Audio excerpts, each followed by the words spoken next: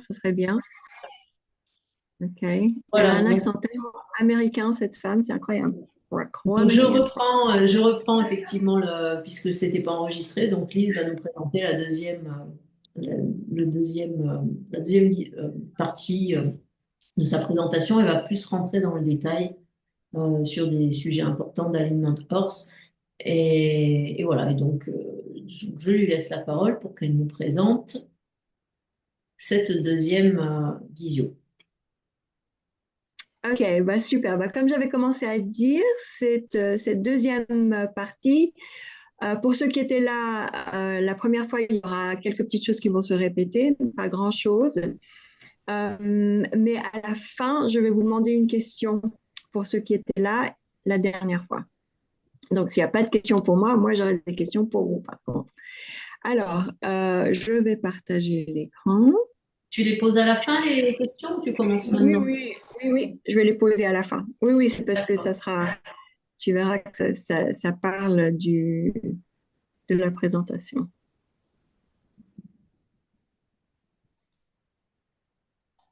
OK.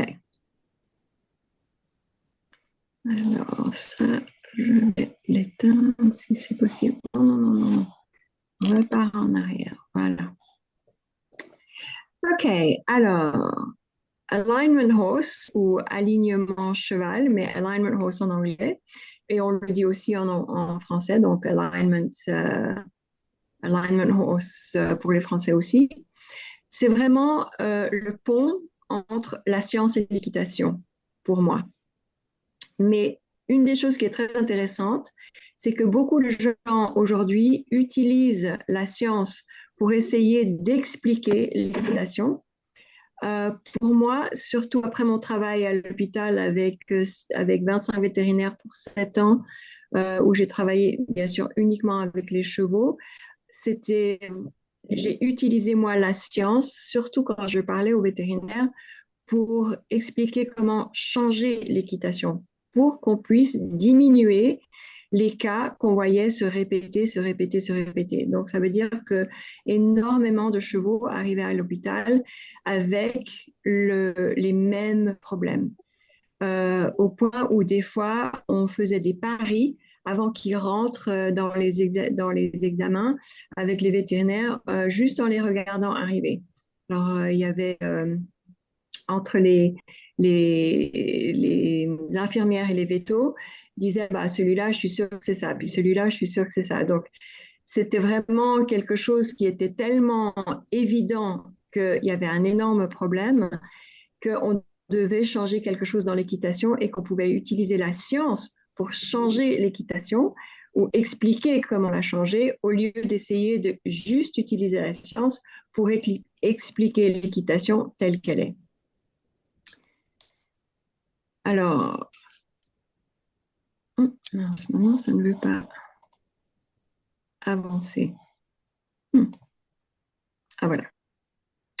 Alors la dernière fois, j'ai parlé un petit peu de ce que j'avais fait dans mon passé, mais cette fois-ci, je montre ce petit collage de photos qui vous font voir vraiment un petit peu le genre de travail que j'ai fait dans ma vie, que je ne suis pas juste quelqu'un qui a eu quelques chevaux ou que j'ai travaillé juste dans un pays ou quoi que ce soit. J'ai vraiment voyagé le monde. Alors, une des choses que je vais commencer en haut à gauche, c'est pas nécessairement dans la façon dont moi j'ai évolué, mais en tout cas, j'ai participé, par exemple, pour pas mal d'années au rodéo. Donc, j'ai vu des chevaux qui ont fait pas mal de choses, comme le bronc riding, ça c'est où le cowboy est sur un cheval qui se cabre, qui rue et qui essaie de se débarrasser de l'humain sur son dos. Ces deux personnes-là, ils font ce qui s'appelle heading and healing. Donc, celui-là, c'est le header. Donc, lui, head, c'est la tête du veau et il met la corde autour de la tête. Et celui-là, c'est le healer. Et ce que lui, il va faire avec sa corde, son lasso, c'est d'essayer d'attraper les jambes postérieures du veau. Et leur boulot, quand ils sont bien sûr dans la nature avec les vaches, c'est d'attraper les veaux pour leur mettre la marque du propriétaire de la vache et aussi pour leur donner des vaccins, etc., tout ce qu'ils auront besoin d'avoir. Mais c'est bien sûr, comme on est humain, on transforme tout en quelque chose d'autre et c'est devenu un sport. Donc ça, c'est le sport auquel je participais. Je vous dis déjà maintenant, j'étais absolument nulle, surtout avec... moi, j'étais un healer, donc je faisais ce boulot-là où j'essayais d'attraper les pattes arrière du veau, qui était très, très, très difficile. Et aussi, c'était quand même un environnement très difficile pour le cheval et pour les petits veaux. Malheureusement, il y avait beaucoup de pertes de ces petits veaux. Un autre de mes travaux, c'est voilà, un autre travail que j'ai fait, c'était travailler pour la fédération équestre. Donc là, j'étais responsable pour le sport de concours complet et de voltige. Donc j'ai travaillé avec pas mal de chevaux de voltige, qui était très intéressant. Et bien sûr, tous les grands cavaliers de concours complet. Donc ça, c'était dans l'année 2000 à 2003. Donc j'étais avec David O'Connor et Carol O'Connor qui ont gagné l'or à Sydney. J'ai rencontré tout plein de monde qui était franchement incroyable. Mais j'ai aussi vu l'autre côté du monde de la compétition, donc le monde des organisateurs, des juges, des stewards et bien sûr des compétiteurs à ce niveau-là, qui était franchement, ça m'a ouvert les yeux sur ce qui se passe dans les niveaux olympiques. Quelque chose qui n'est pas du tout européen, c'est les deux images ici. Donc là, il y a un cheval Morgan et dessous, il y a un saddlebred. Donc, un cheval Morgan, c'est une race qu'on ne voit pas du tout souvent en Europe. C'est quelque chose qui a été développé, c'est une race qui a été développée aux États-Unis et celle-ci aussi. Donc, c'est deux races qui sont des chevaux qu'on appelle gated. Gated horses, donc des chevaux qui ont des allures autres que le pas, le trot et le galop.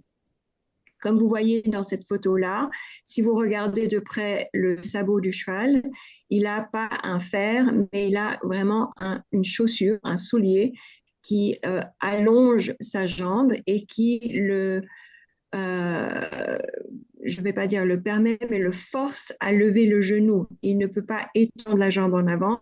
La seule manière qu'il peut se déplacer, c'est en levant le genou. Et aussi, dans l'entraînement de ces chevaux, on met des énormes élastiques qui vont d'un pied à l'autre devant, qui les empêchent de faire une extension en avant de la jambe antérieure. Là, vous voyez la queue qui est en l'air. Donc là, j'ai passé 7 ans dans ce monde. C'était très difficile parce qu'on faisait des choses vraiment pas gentilles avec les chevaux, mais je voulais vraiment comprendre l'humain et pourquoi l'humain faisait toutes les choses qu'ils font avec les chevaux. Donc, il y a beaucoup de choses qui se passent dans nos mondes équestres, comme dans le dressage, où on est vraiment, on a envie de changer cette roll la façon dont ils tiennent les chevaux trop arrondis dans l'encolure. Je vous assure que dans le monde américain, ces chevaux-là, c'est pas du tout naturel et ils ne durent pas longtemps. Quand ils ont 7, 8, 9 ans, ils sont finis, ils sont complètement finis. Alors là, la queue, les tendons dans la queue ont été coupés pour qu'ils puissent lever la queue artificiellement comme ça. Le cheval doit porter ce qu'on appelle un bustle, c'est un morceau d'équipement qui tient la queue dans cette position-là, toujours en l'air. Et quand la queue ne pousse pas assez long, il rajoute, comme les jeunes filles font ces jours, il rajoute des cheveux qui ne sont pas vraiment, qui font pas vraiment partie de la queue parce que la mode, c'est d'avoir une très, très, très, très longue queue qui vole derrière le cavalier. Donc ça, c'était une éducation assez intéressante pour moi, mais je vous assure, pas tous les jours, c'était une bonne journée. La police de Londres, non, j'ai pas travaillé pour eux. J'étais mariée avec l'inspecteur d'entraînement des chevaux et des cavaliers. Et j'ai travaillé avec lui pour éduquer les cavaliers de police, ce que c'était d'utiliser l'anatomie pour mieux préparer le cheval pour le travail de police. Donc ça, c'était assez intéressant et je le faisais en même temps que je travaillais pour la clinique vétérinaire de l'époque. J'ai travaillé pour eux pour 7 ans et on était en échange parce que la police nous envoyait les chevaux qui avaient été blessés Dans pas mal de manifestations, les chevaux se faisaient lancer des choses dessus ou couper avec des couteaux, ou pas mal de choses qui étaient vraiment pas très géniales. Donc, ils venaient chez nous pour se faire réparer. Et aussi, moi, j'allais à Londres pour travailler avec eux, comme je vous ai dit, pour leur donner une éducation sur l'anatomie du cheval. Je suis aussi thérapeute, donc j'utilise la méthode Masterson. Ça, c'est Jem Masterson avec qui j'ai étudié en Angleterre pour 2 ans pour vraiment apprendre. J'étais la première personne en France d'ailleurs qui était certifiée Masterson. C'est une manière de travailler avec le cheval qui est superbe. On travaille sur le système nerveux et toujours sous la réaction du braquage du cheval. Alors, quand le cheval se braque, nous, on se retire.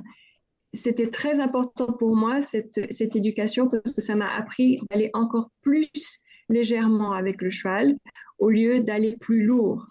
L'humain a tendance d'aller plus lourd au lieu de plus léger. Donc, pour tous ceux qui sont aussi des thérapeutes, je pense que vous avez cette même envie d'aller moins fort plutôt que plus fort.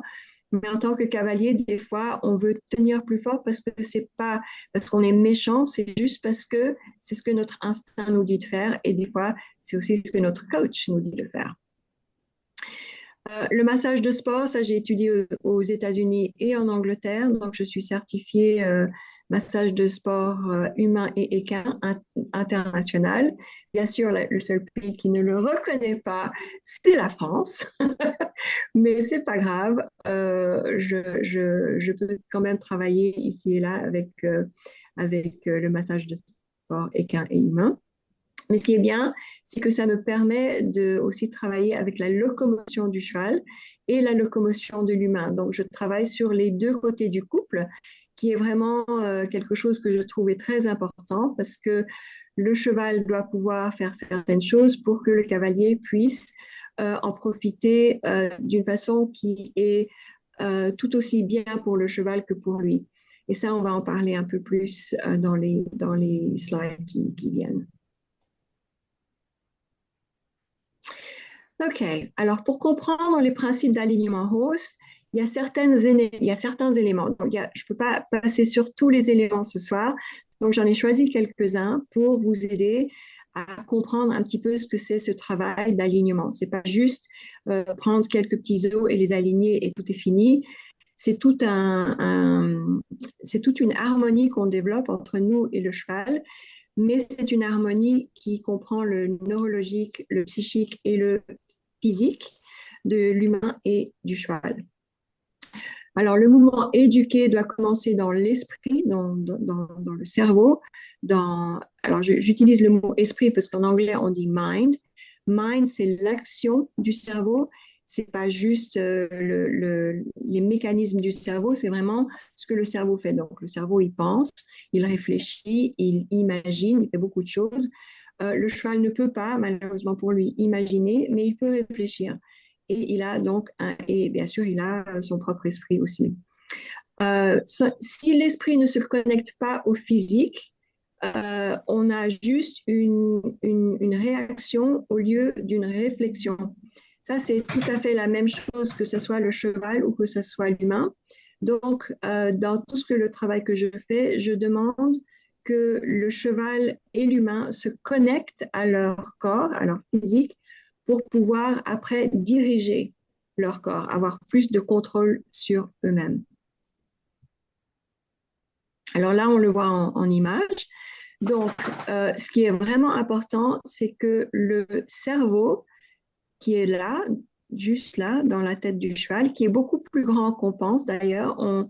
Quand je travaillais à l'époque, des fois, on devait enlever le cerveau du cheval, bon, d'un seul cheval mort, hein, je précise, on n'allait pas le remettre après, pour voir ce qui se passait. Il y avait des chevaux qui venaient avec des problèmes tellement graves qu'on devait les euthanasier, mais après, on faisait une autopsie pour voir ce qui s'était passé. Donc, il y avait pas mal de fois où on devait enlever le cerveau. Et j'ai eu la chance, quelquefois, de pouvoir tenir un cerveau dans mes mains. Et la plupart des gens pensent qu'il y a une petite noix de cerveau dans la tête du cheval, mais c'est pas du tout vrai. C'est la taille d'un enfant de 3-4 ans, un enfant humain de 3-4 ans. Et c'est grand, c'est grand et c'est bon, ça tient bien dans les deux mains. Ce cerveau peut diriger ce qui se passe ici, mais aussi le cheval peut s'attacher à autre chose et ne pas se reattacher à son corps. Par exemple, aux ailes du cavalier. On va en parler un peu plus approfondément. Mais ce que je vois dans les humains tout autant que dans les chevaux, et quand j'ai dû vraiment travailler avec des chevaux qui avaient eu des drames assez life-changing, qui ont changé leur vie parce que ils se sont tellement blessés qu'ils devaient vraiment faire une réhabilitation de comment marcher, et puis après de comment trotter, et puis après de comment galoper parce qu'ils n'y arrivaient plus.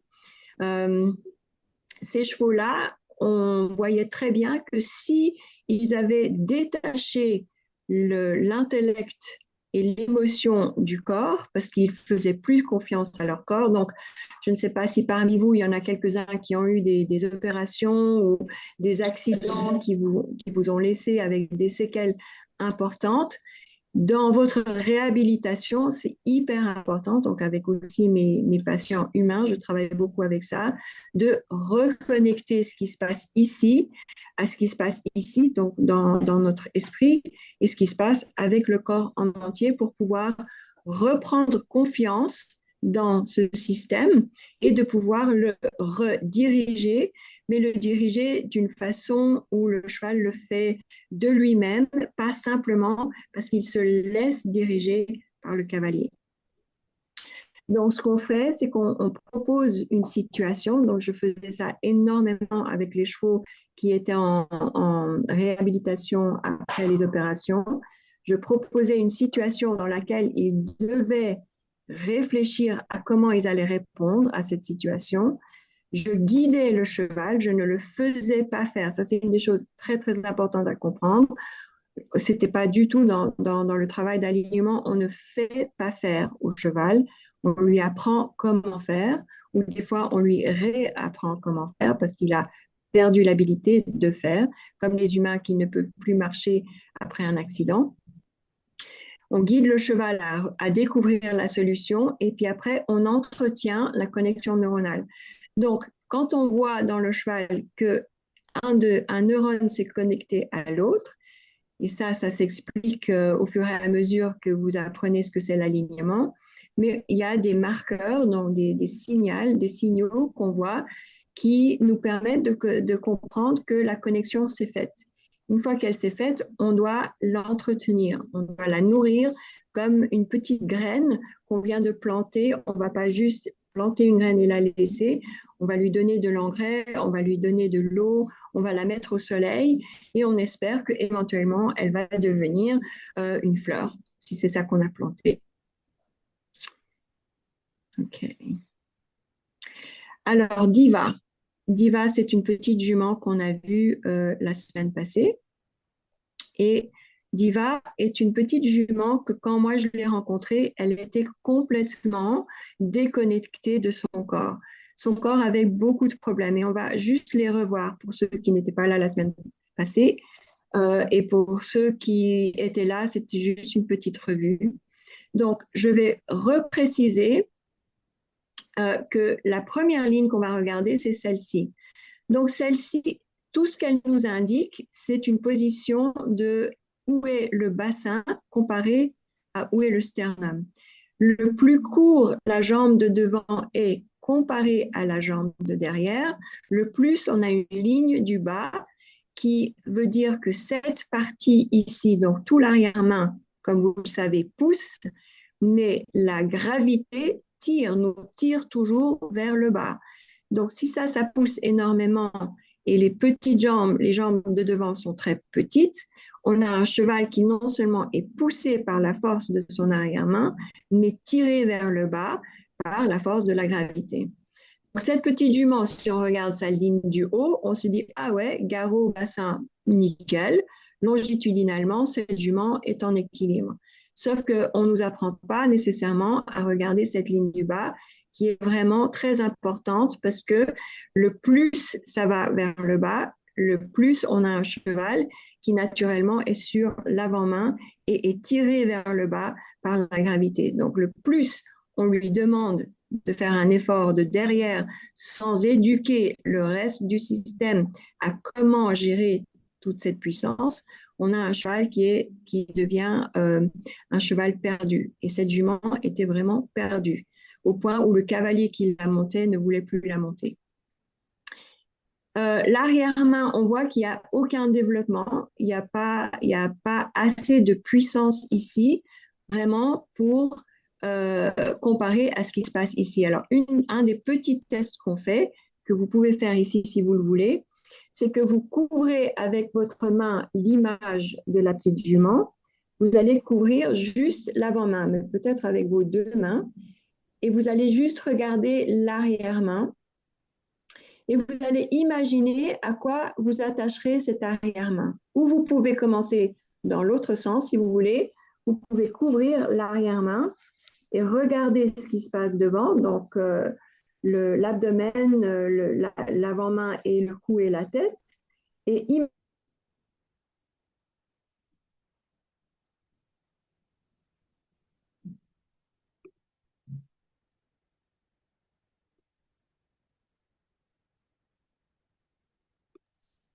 OK, voilà.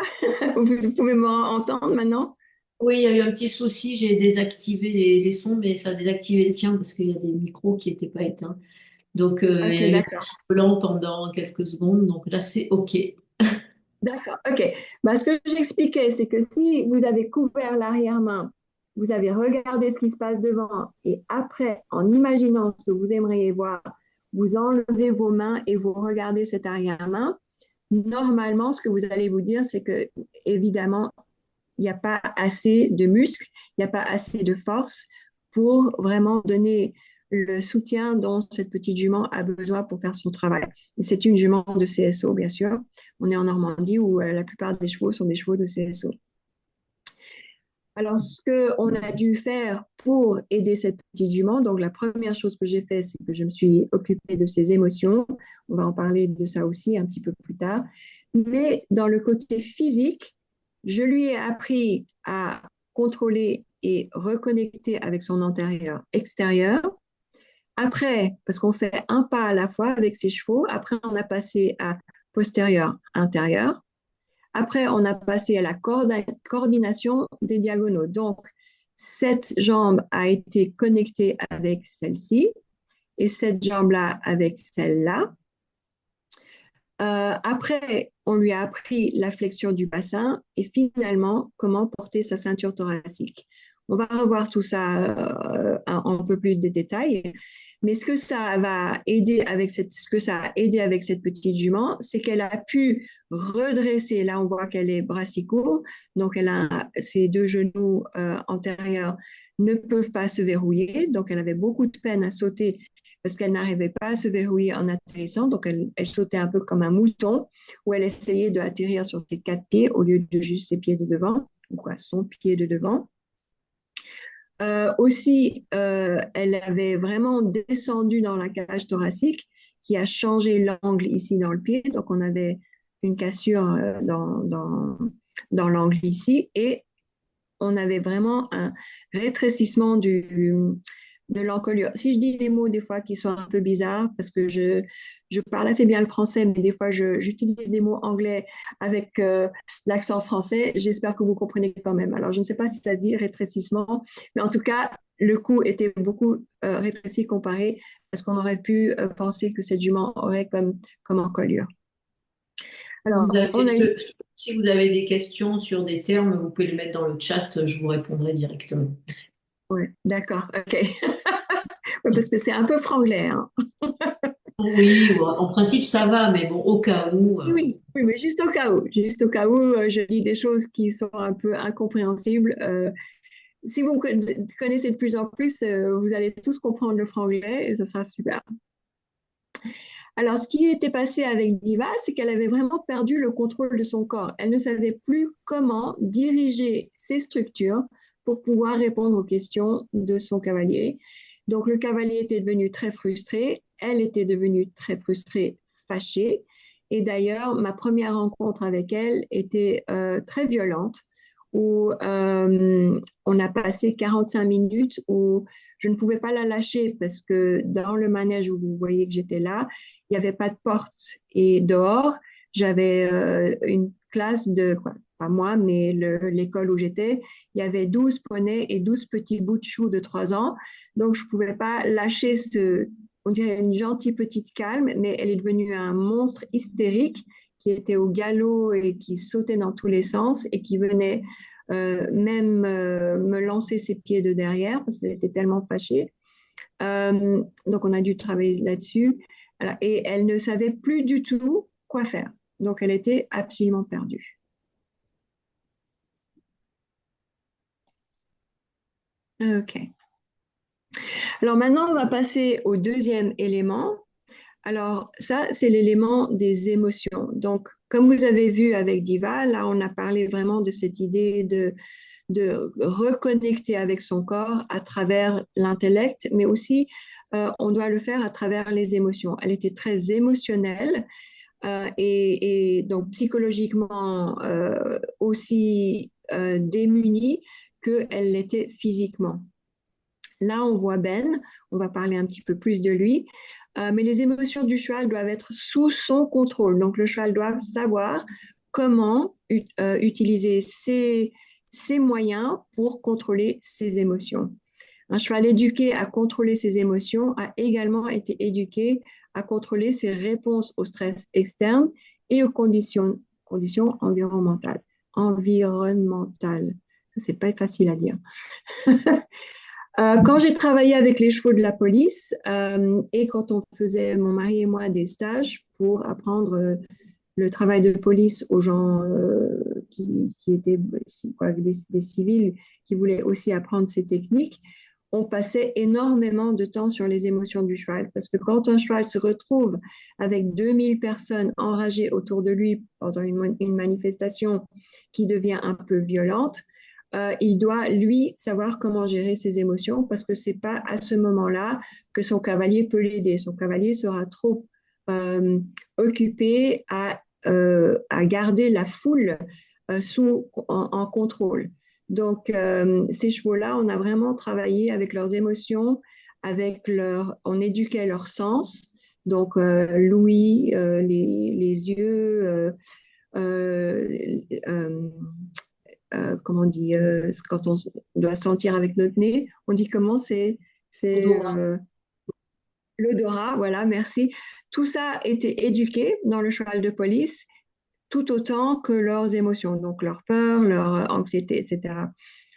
Ça, c'était un travail très intéressant avec eux parce que c'était vraiment incroyable de voir comment un cheval, euh, c'était pas une désensibilisation. Moi, j'aime pas du tout ce mot nécessairement parce que je ne pense pas qu'on désensibilise le cheval, mais plutôt qu'on éduque ses sens et sa capacité de contrôler ses émotions. On va passer. Alors voilà. Alors quand un cheval vraiment perd contrôle, alors si on voit cette image-là, c'est vraiment pour représenter cette perte complètement de contrôle sur les émotions. Il y a un moment où le cheval lâche prise et quand il est dans ces moments-là, il est hyper dangereux parce qu'il n'est plus en contrôle de lui-même. Il même perd sa capacité de se protéger lui-même. Donc, si nous, on se retrouve dans une situation avec un cheval comme ça, la seule chose qu'on peut faire vraiment à ce point-là, quand ils ont vraiment perdu leur équilibre mental, c'est de partir de la situation. Donc, si on se fait emballer par un cheval qui est en panique, et une fois qu'ils sont dans cet état-là, par exemple, leur mâchoire se verrouille, ils ne voient plus rien, ils sont juste dans un monde autre. Et là, pour moi, la chose la plus facile à faire, c'est de se dégager de cette situation. On a aussi l'autre cas, le cas du cheval en dépression. Il y a beaucoup de chevaux dans notre monde humain qui ne comprennent pas ce qui leur arrive, qui ne comprennent pas pourquoi ils sont isolés des autres, qui ne comprennent pas pourquoi ils ne peuvent pas sortir, voir le soleil, etc.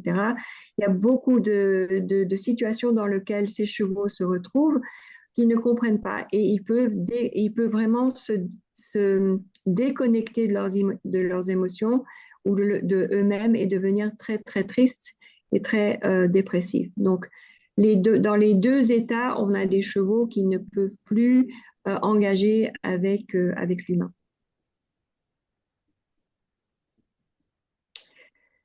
Alors là, on revoit Ben. Alors Ben, c'est mon cheval maintenant. Ben a passé des années très complexes avec une très gentille dame qui était sa propriétaire avant moi, mais une dame qui exigeait des choses de lui. Elle l'a acheté sur l'Internet. Elle ne le connaissait pas.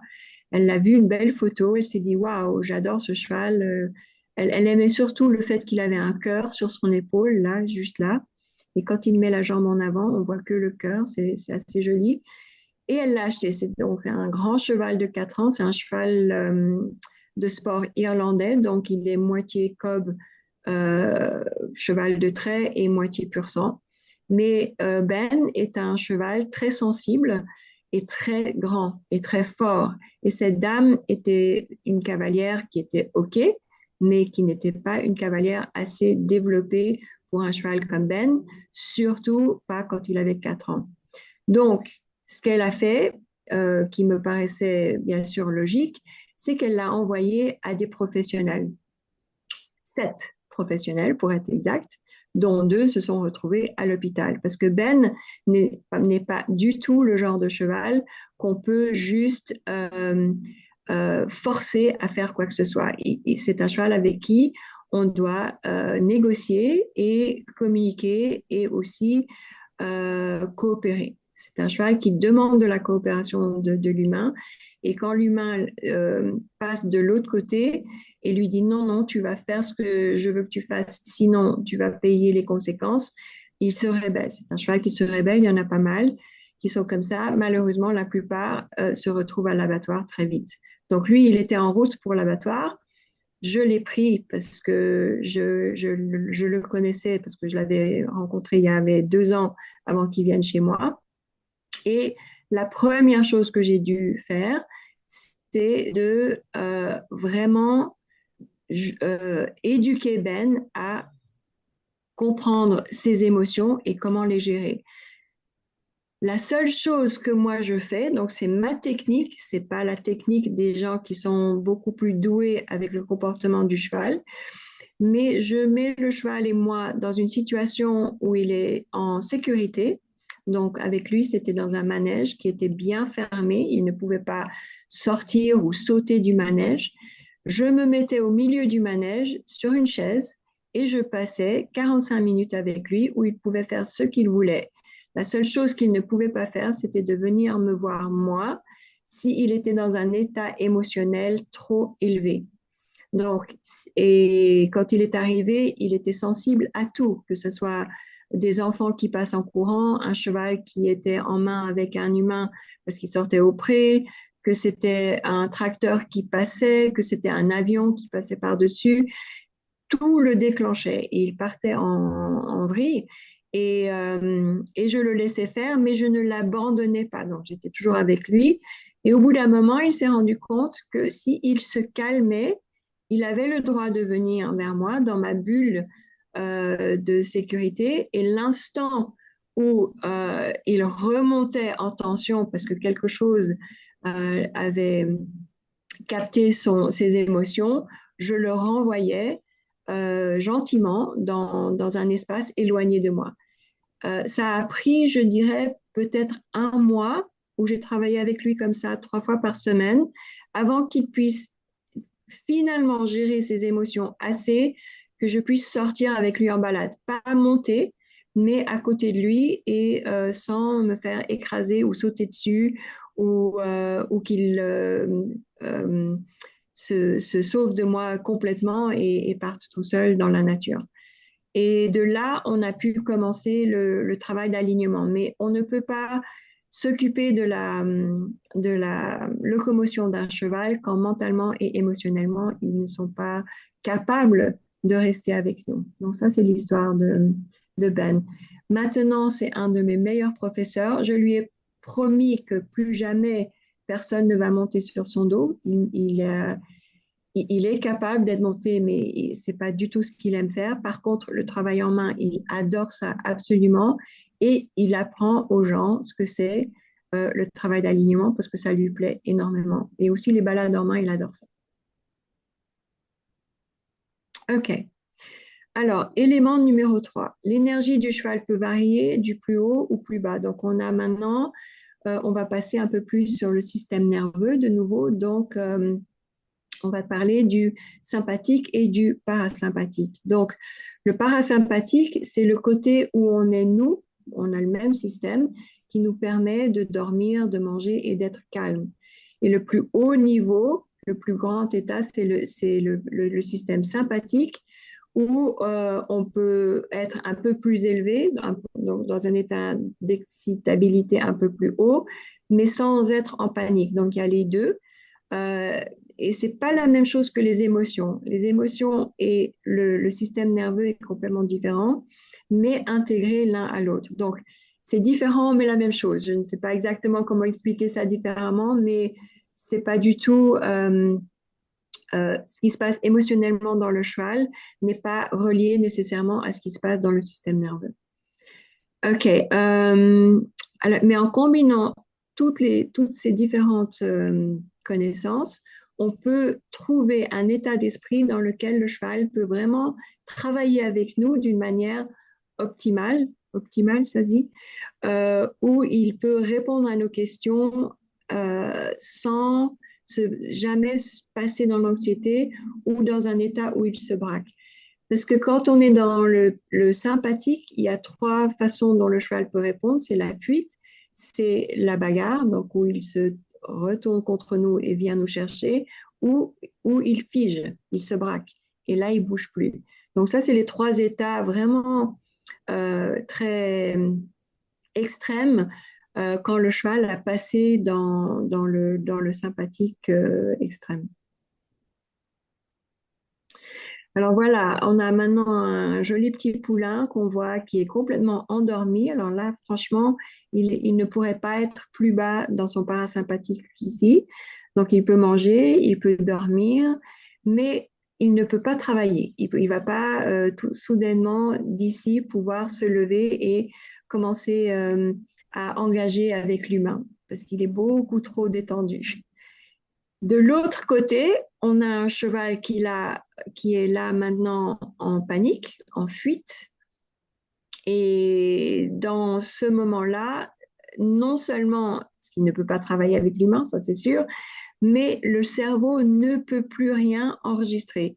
Donc, si on essaye de travailler avec un cheval anxieux, j'ai beaucoup de mes élèves qui me disent, ah, mais je fais ci avec mon cheval et je crois que tout a passé et le lendemain, je ressors ou 2 jours après et il a tout oublié. Ben, s'il a tout oublié, c'est parce qu'il n'était pas dans un état émotionnel ou un état nerveux, donc le système nerveux n'était pas en route pour pouvoir laisser l'animal euh, appréhender ce qu'on essaye de lui apprendre et de l'enregistrer. Mais la même chose est vraie de l'humain. On ne peut pas prendre un enfant à l'école, surtout un enfant qui a peur de sa maîtresse, et quand il voit que la maîtresse est en colère, il va être plus anxieux qu'autre chose et ne va pas pouvoir enregistrer la leçon que la maîtresse essaie de lui apprendre. Donc, un cerveau qui est anxieux, que ce soit humain ou animal, ne peut pas apprendre. Donc, ça ne sert à rien de se fâcher avec nos chevaux parce qu'une fois qu'ils sont passés dans l'anxiété, ils vont réagir. Donc, ils donnent l'impression qu'ils sont en train d'apprendre parce que peut-être ils réagissent d'une manière que l'humain trouve satisfaisant, mais je peux vous assurer que ça ne va pas s'enregistrer là-haut. OK. Alors, ce qui est très important dans le travail d'alignement, c'est aussi d'aligner ou de trouver l'équilibre, si vous voulez, entre le parasympathique et le sympathique, entre ces deux systèmes. Euh, Quand on est en train de commencer le travail d'alignement, ce qu'on aimerait, c'est que le parasympathique et le sympathique soient égaux dans le cheval. Quand on commence après à demander au cheval certaines choses qui vont demander plus d'énergie, par exemple, quand je commence, le travail est fait au pas et progressivement au trot, mais on n'aborde pas le galop nécessairement avant que le cheval soit beaucoup plus confortable dans son corps et maîtrise son corps beaucoup plus facilement. Donc, quand on passe par exemple au galop et qu'on demande les premiers changements de pied, etc., le cheval a besoin de son sympathique pour pouvoir faire ça, mais il faut savoir quand le cheval a dépassé le sympathique et n'est pas juste au niveau où il peut nous donner plus d'énergie, mais il a dépassé dans un moment d'anxiété où il va réagir, mais il ne va plus réfléchir. Pour moi, ça sert à rien. Ça sert à absolument rien. Alors, si je fais une faute, je suis humaine, des fois je fais des fautes et je pousse juste un petit peu trop et le cheval passe dans l'anxiété. Là, je dois utiliser les techniques que j'ai développées pour ramener le cheval sur le parasympathique pour qu'il puisse maintenant être égaux, renouveler et revenir sur un système qui est beaucoup plus calme, qui permet le cheval de recommencer à réfléchir au lieu de juste réagir. C'est vraiment cette différence entre faire à un cheval ou apprendre à faire. Si on passe le cheval dans un moment où l'anxiété prend le dessus parce qu'il n'a pas compris quelque chose ou parce qu'on lui demande de faire un petit effort de plus, il y a certains des choix avec lesquels je travaille qui me disent ah bon, moi je croyais que l'alignement c'était tout, non, je dois aller un peu plus loin que ça. Et quand on va un peu plus loin pour leur apprendre quelque chose de plus engagé, ils deviennent tout d'un coup un peu surpris et passent un peu trop dans le sympathique. Donc on les ramène sur le parasympathique et on fait l'équilibre tout le temps entre les deux pour qu'ils puissent continuer à réfléchir et à apprendre. Parce que ce qu'on veut, c'est que ce soit eux qui sachent faire les choses, par exemple les cercles et les lignes droites, pas simplement que nous, on leur fait faire des lignes et des cercles. OK, alors élément numéro 4. Alors celui-ci, il est vraiment intéressant parce que beaucoup de gens ont des difficultés à comprendre la différence entre l'équilibre et la stabilité. Et dans les termes équins, on ne parle pas souvent de stabilité, on parle énormément de l'équilibre du cavalier, de l'équilibre du cheval, etc. Mais on ne parle pas beaucoup de stabilité. Alors, on va lire ce que c'est ici. Donc, l'équilibre interne du cheval est établi lorsque les forces opposées sont égales. Par exemple, si au trot, sa diagonale droite se déplace plus lentement que sa diagonale gauche, le cheval perdra le contrôle de son équilibre. Ça vous arrive tout le temps. Ça, c'est un cheval qui ne peut pas tenir sa ligne, par exemple, surtout au trot ou pas même. Et c'est pas seulement dans l'utilité d'une diagonale complète, donc antérieure et postérieure d'un côté et de l'autre du cheval, mais aussi, par exemple, si le cheval va un peu trop à gauche avec la jambe antérieure et un peu trop à droite avec la jambe postérieure qui est à l'opposé du cheval. Donc là, tout d'un coup, on a un cheval qui est aussi en perte d'équilibre. Donc vous allez le sentir tout le temps, cette perte d'équilibre. Ça, c'est vraiment ce qui se passe. C'est quand les deux forces opposées ne sont pas en train de se rejoindre et de travailler ensemble. Il y en a une qui est plus forte que l'autre. La stabilité est le degré auquel le corps résiste à la modification de son équilibre. Alors, par exemple, si le cavalier compense sa perte d'équilibre, donc si le cheval lui-même est instable et le cavalier par-dessus se sent perdre son équilibre, ou si il est en train de trotter et tout d'un coup se sent déstabilisé par le cheval, en conséquence, va raidir son corps et résister au fait que le cavalier a changé de posture. Alors, si vous pouvez imaginer ça, je vais vous donner un visuel un peu plus facile à imaginer. Alors, la stabilité du cheval, imaginez que vous allez mettre du super glue. J'espère que tout le monde sait ce que c'est. C'est de la colle qui colle très, très fort. Vous allez mettre ça sur les pieds de votre cheval et vous allez mettre un pied à chaque coin du corps de votre cheval. Mais maintenant, ces pieds sont complètement collé à la terre. Mais il a les deux pieds de devant bien écartés, les deux pieds de derrière bien écartés. Et là, vous allez essayer de pousser votre cheval. Bien sûr, il ne va pas pouvoir bouger parce que ses pieds sont collés à la terre. Mais est-ce que vous pensez à ce point-là que ça sera plus facile de le pousser que si, par exemple, il avait les pieds collés par terre, mais que les pieds sont tout à fait euh, près l'un de l'autre? Alors, si on colle ses pieds tout à fait près l'un de l'autre, si vous imaginez ça maintenant, là, on peut pousser le cheval et même qu'il a les pieds collés par terre, il ne va pas peut-être pouvoir bouger, mais il va tomber, il va se faire très mal. Bien sûr, ce n'est pas une image très gentille, mais il va perdre son équilibre beaucoup plus vite s'il a les pieds près l'un de l'autre ou croisés même que s'il a les pieds bien écartés. Donc la stabilité, c'est les pieds bien écartés et le degré du façon dont le cheval peut perdre son équilibre, c'est si comme j'ai expliqué avant, c'est si les forces ne sont pas les mêmes et ne se retrouvent pas de la même manière. Alors ça, c'est les deux choses à comprendre. J'espère que c'était assez clair. On va le voir un peu plus ici avec des images.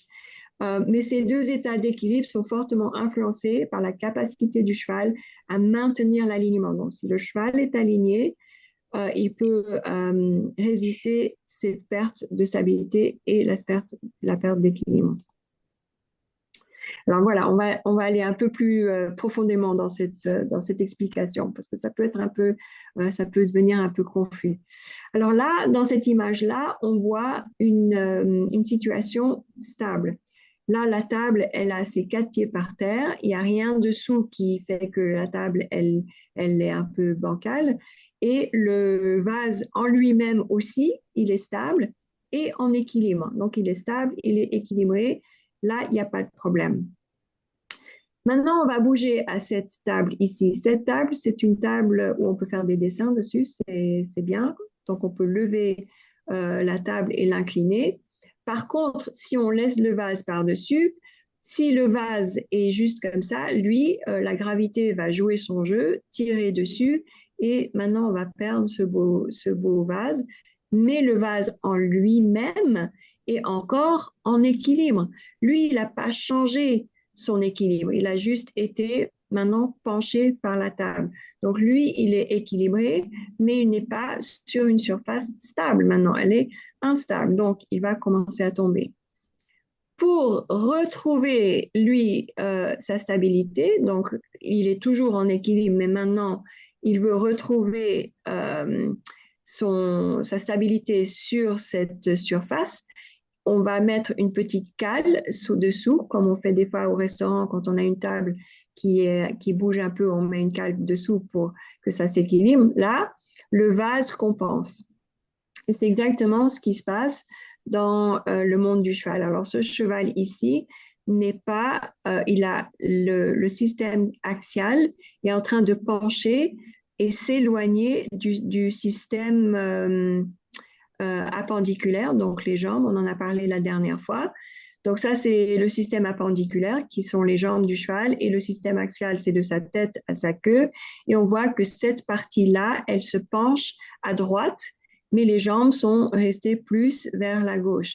Donc ce cavalier va être en compensation. Et d'ailleurs, on le voit bien dans sa jambe. Il y a énormément de tension ici. Et en plus, il a ces selles que je n'aime pas du tout, ces selles, parce qu'elles détruisent la flexion de la hanche de l'humain, mais ça, c'est un autre sujet complètement. Mais on voit qu'il y a beaucoup de tension ici et il y a beaucoup de tension aussi dans la reine, parce que ce cheval est en train de perdre son équilibre. Donc, ce n'est pas seulement le cavalier qui tient le cheval, mais c'est le cheval qui va se pousser et se placer pour trouver son équilibre sur la main du cavalier. Donc tout ça maintenant, c'est assez inconfortable pour le cavalier et aussi inconfortable pour le cheval. Donc si c'était un cheval qui travaillait en alignement, il aurait le système axial par-dessus le système appendiculaire. Donc ces deux systèmes seraient alignés pour qu'il puisse continuer son travail sans se blesser. Donc là, l'équilibre du cavalier est crucial pour la performance du cheval, mais le cavalier ne peut jamais équilibrer son cheval. On nous apprend que oui, c'est notre travail d'équilibrer le cheval. Non, c'est notre travail d'apprendre au cheval comment s'équilibrer et de nous équilibrer en conséquence. Le cavalier peut seulement enseigner au cheval à développer sa propre stabilité et son propre équilibre, stabilité et équilibre dont il aura besoin pour répondre aux exigences de l'équitation sans se blesser. Ça, c'est ça qui est important aussi. C'est si on revient à ce que je disais au début de cette présentation, quand j'étais à l'hôpital, donc quand je travaillais mes 7 ans à l'hôpital, on voyait énormément de chevaux de dressage ou de chevaux de CSO ou de chevaux de concours complet qui venaient avec les mêmes problèmes établis par le fait que le cheval et le cavalier sont toujours en compensation si le cheval n'arrive pas à atteindre l'alignement. Voilà, ça, on n'a pas besoin de le relire. À part le système vestibulaire. Alors, Je peux faire une petite parenthèse, s'il te oui, plaît. oui, bien sûr. C'est pas vraiment une parenthèse. En fait, quand vous voyez ce cheval-là, vous voyez qu'il penche vers la droite, donc le haut du corps part à droite et le bas du corps part à gauche. Voilà, c'est juste parce que, comme tu disais, les jambes partent de l'autre côté par rapport aux épaules, mais Ouais. on voit ici que comme le cheval penche à droite, ben, il utilise sa jambe pour tenir le corps, hein, et sa reine droite pour soutenir. Alors que Mm. il faudrait ici que les épaules soient reviennent vers la droite, quoi, au final. Ouais, exactement. Et on voit que cette partie ici du poitrail est plus petit que celui-là, donc le sternum n'est plus au milieu. Et là, le cavalier est calé, vraiment calé dans cette partie de sa selle, parce que le cheval est en train d'utiliser aussi la jambe du cavalier. Moi, j'ai des cavaliers qui viennent chez moi qui ont comment ça s'appelle quand il y a un développement de peau très dur?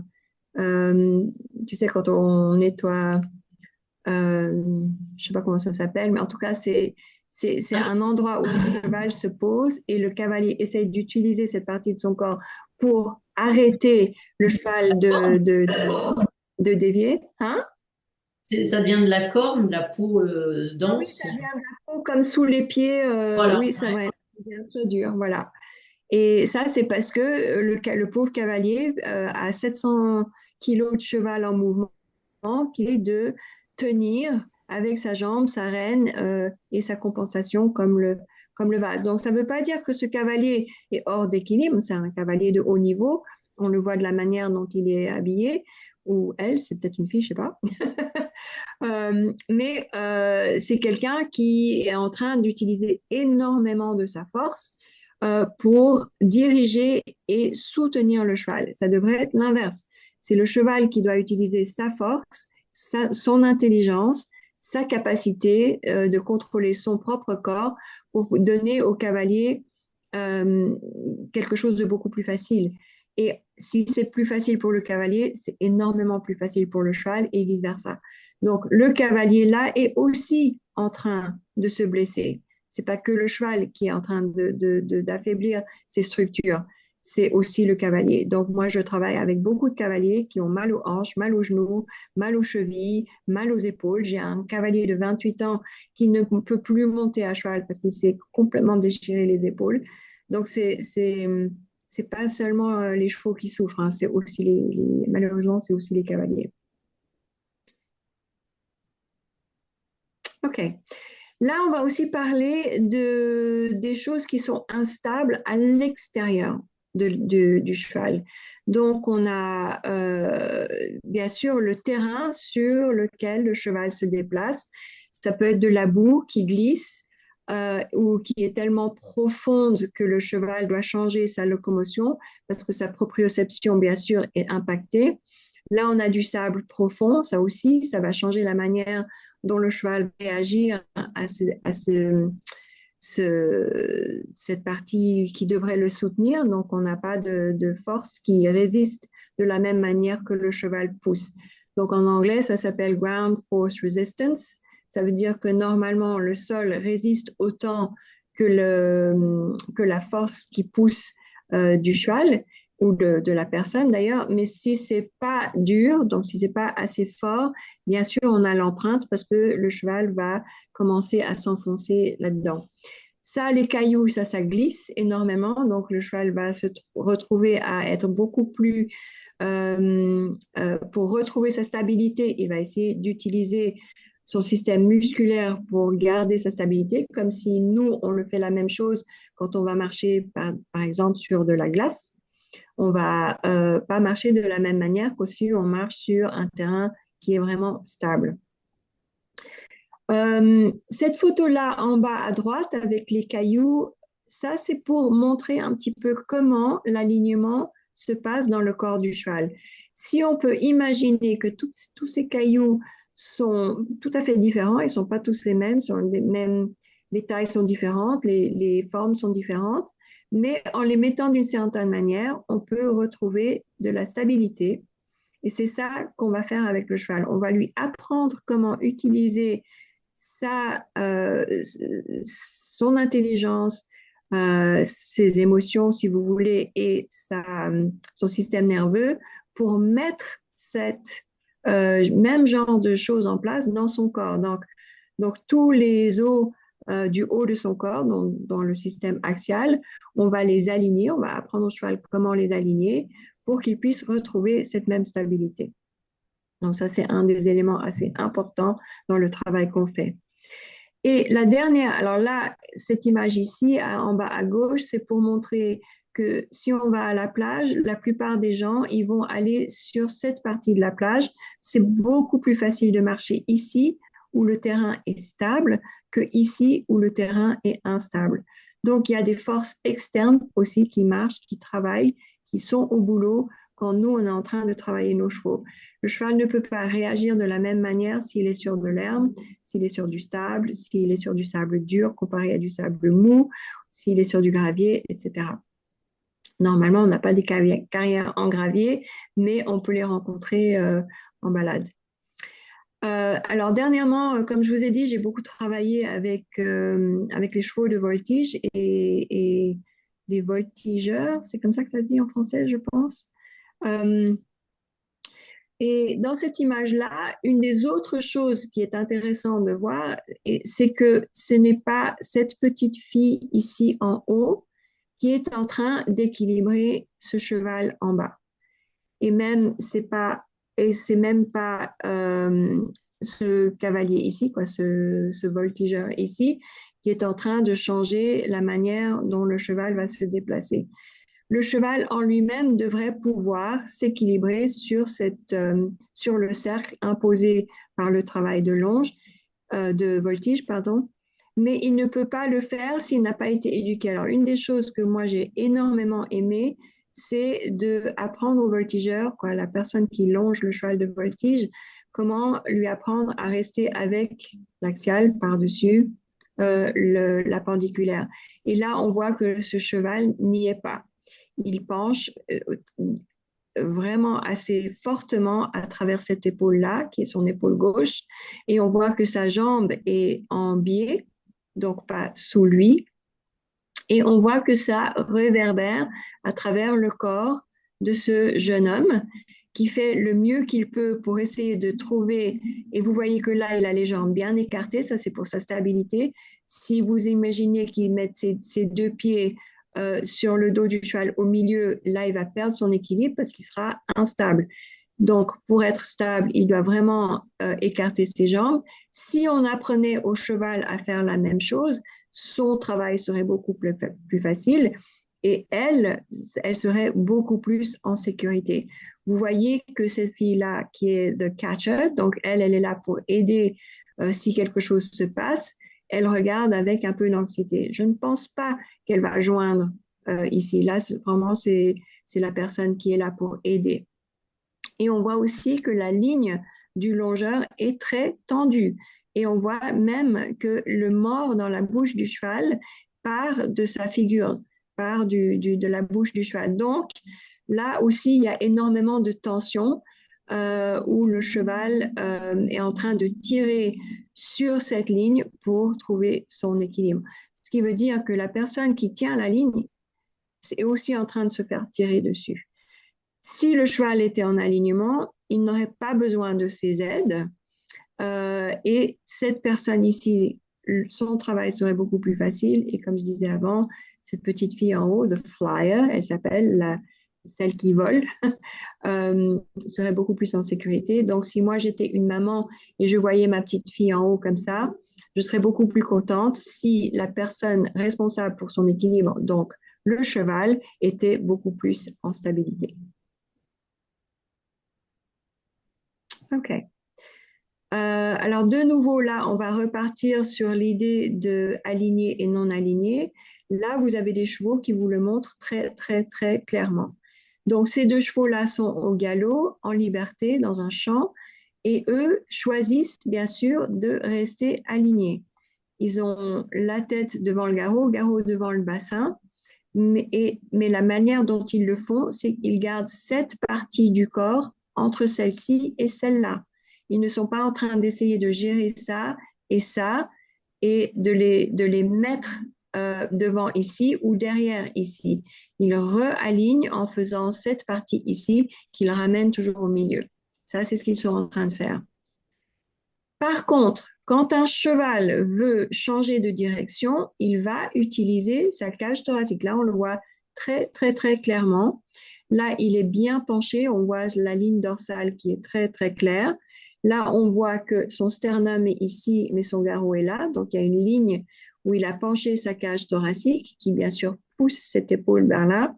Mais les jambes sont bien. Alors là, il est en train de pousser vers la droite, mais les jambes sont à gauche, donc et penché vers la gauche. Donc on voit que quand le cheval est en contact avec le sol, qu'il y a beaucoup de tension à l'intérieur de la jambe et celle-ci va prendre beaucoup de tension à l'extérieur de la jambe quand elle touche le sol.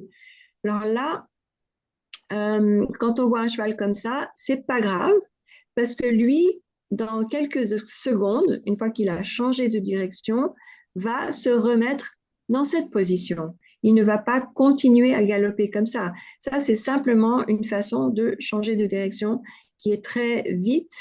Donc, il peut le faire beaucoup plus vite qu'un prédateur qui le chasse. Et c'est pour ça qu'il a développé cette manière de faire. Malheureusement, si on ne lui apprend pas à faire autre chose, il va rester comme ça, surtout quand on lui demande de changer de direction. Pour lui, un cercle, c'est un changement de direction continuel. Donc, qu'est-ce qu'il va faire?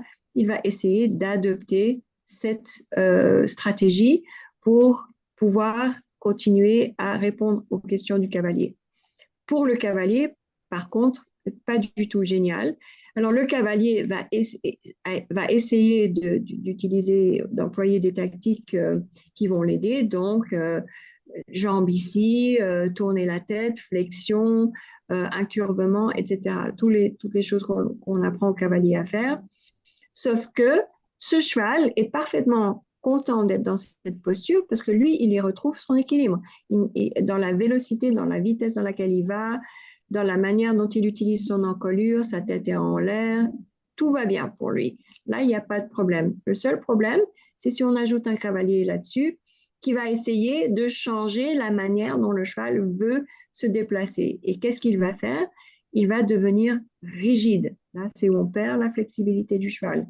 Parce que mentalement, il va dire non. Et il va dire non, pas parce qu'il est méchant et il ne veut pas coopérer, mais parce que le cavalier va commencer à le sortir de son équilibre et sans lui donner d'autres options. Il ne va pas lui apprendre à devenir stable. Donc, le cheval va résister.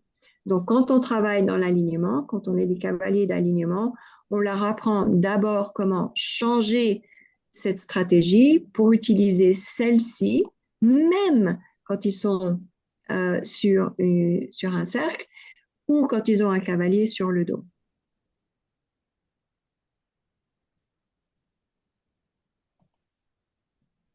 OK. Oh. Alors là, je ne sais pas du tout ce qui vient de se passer.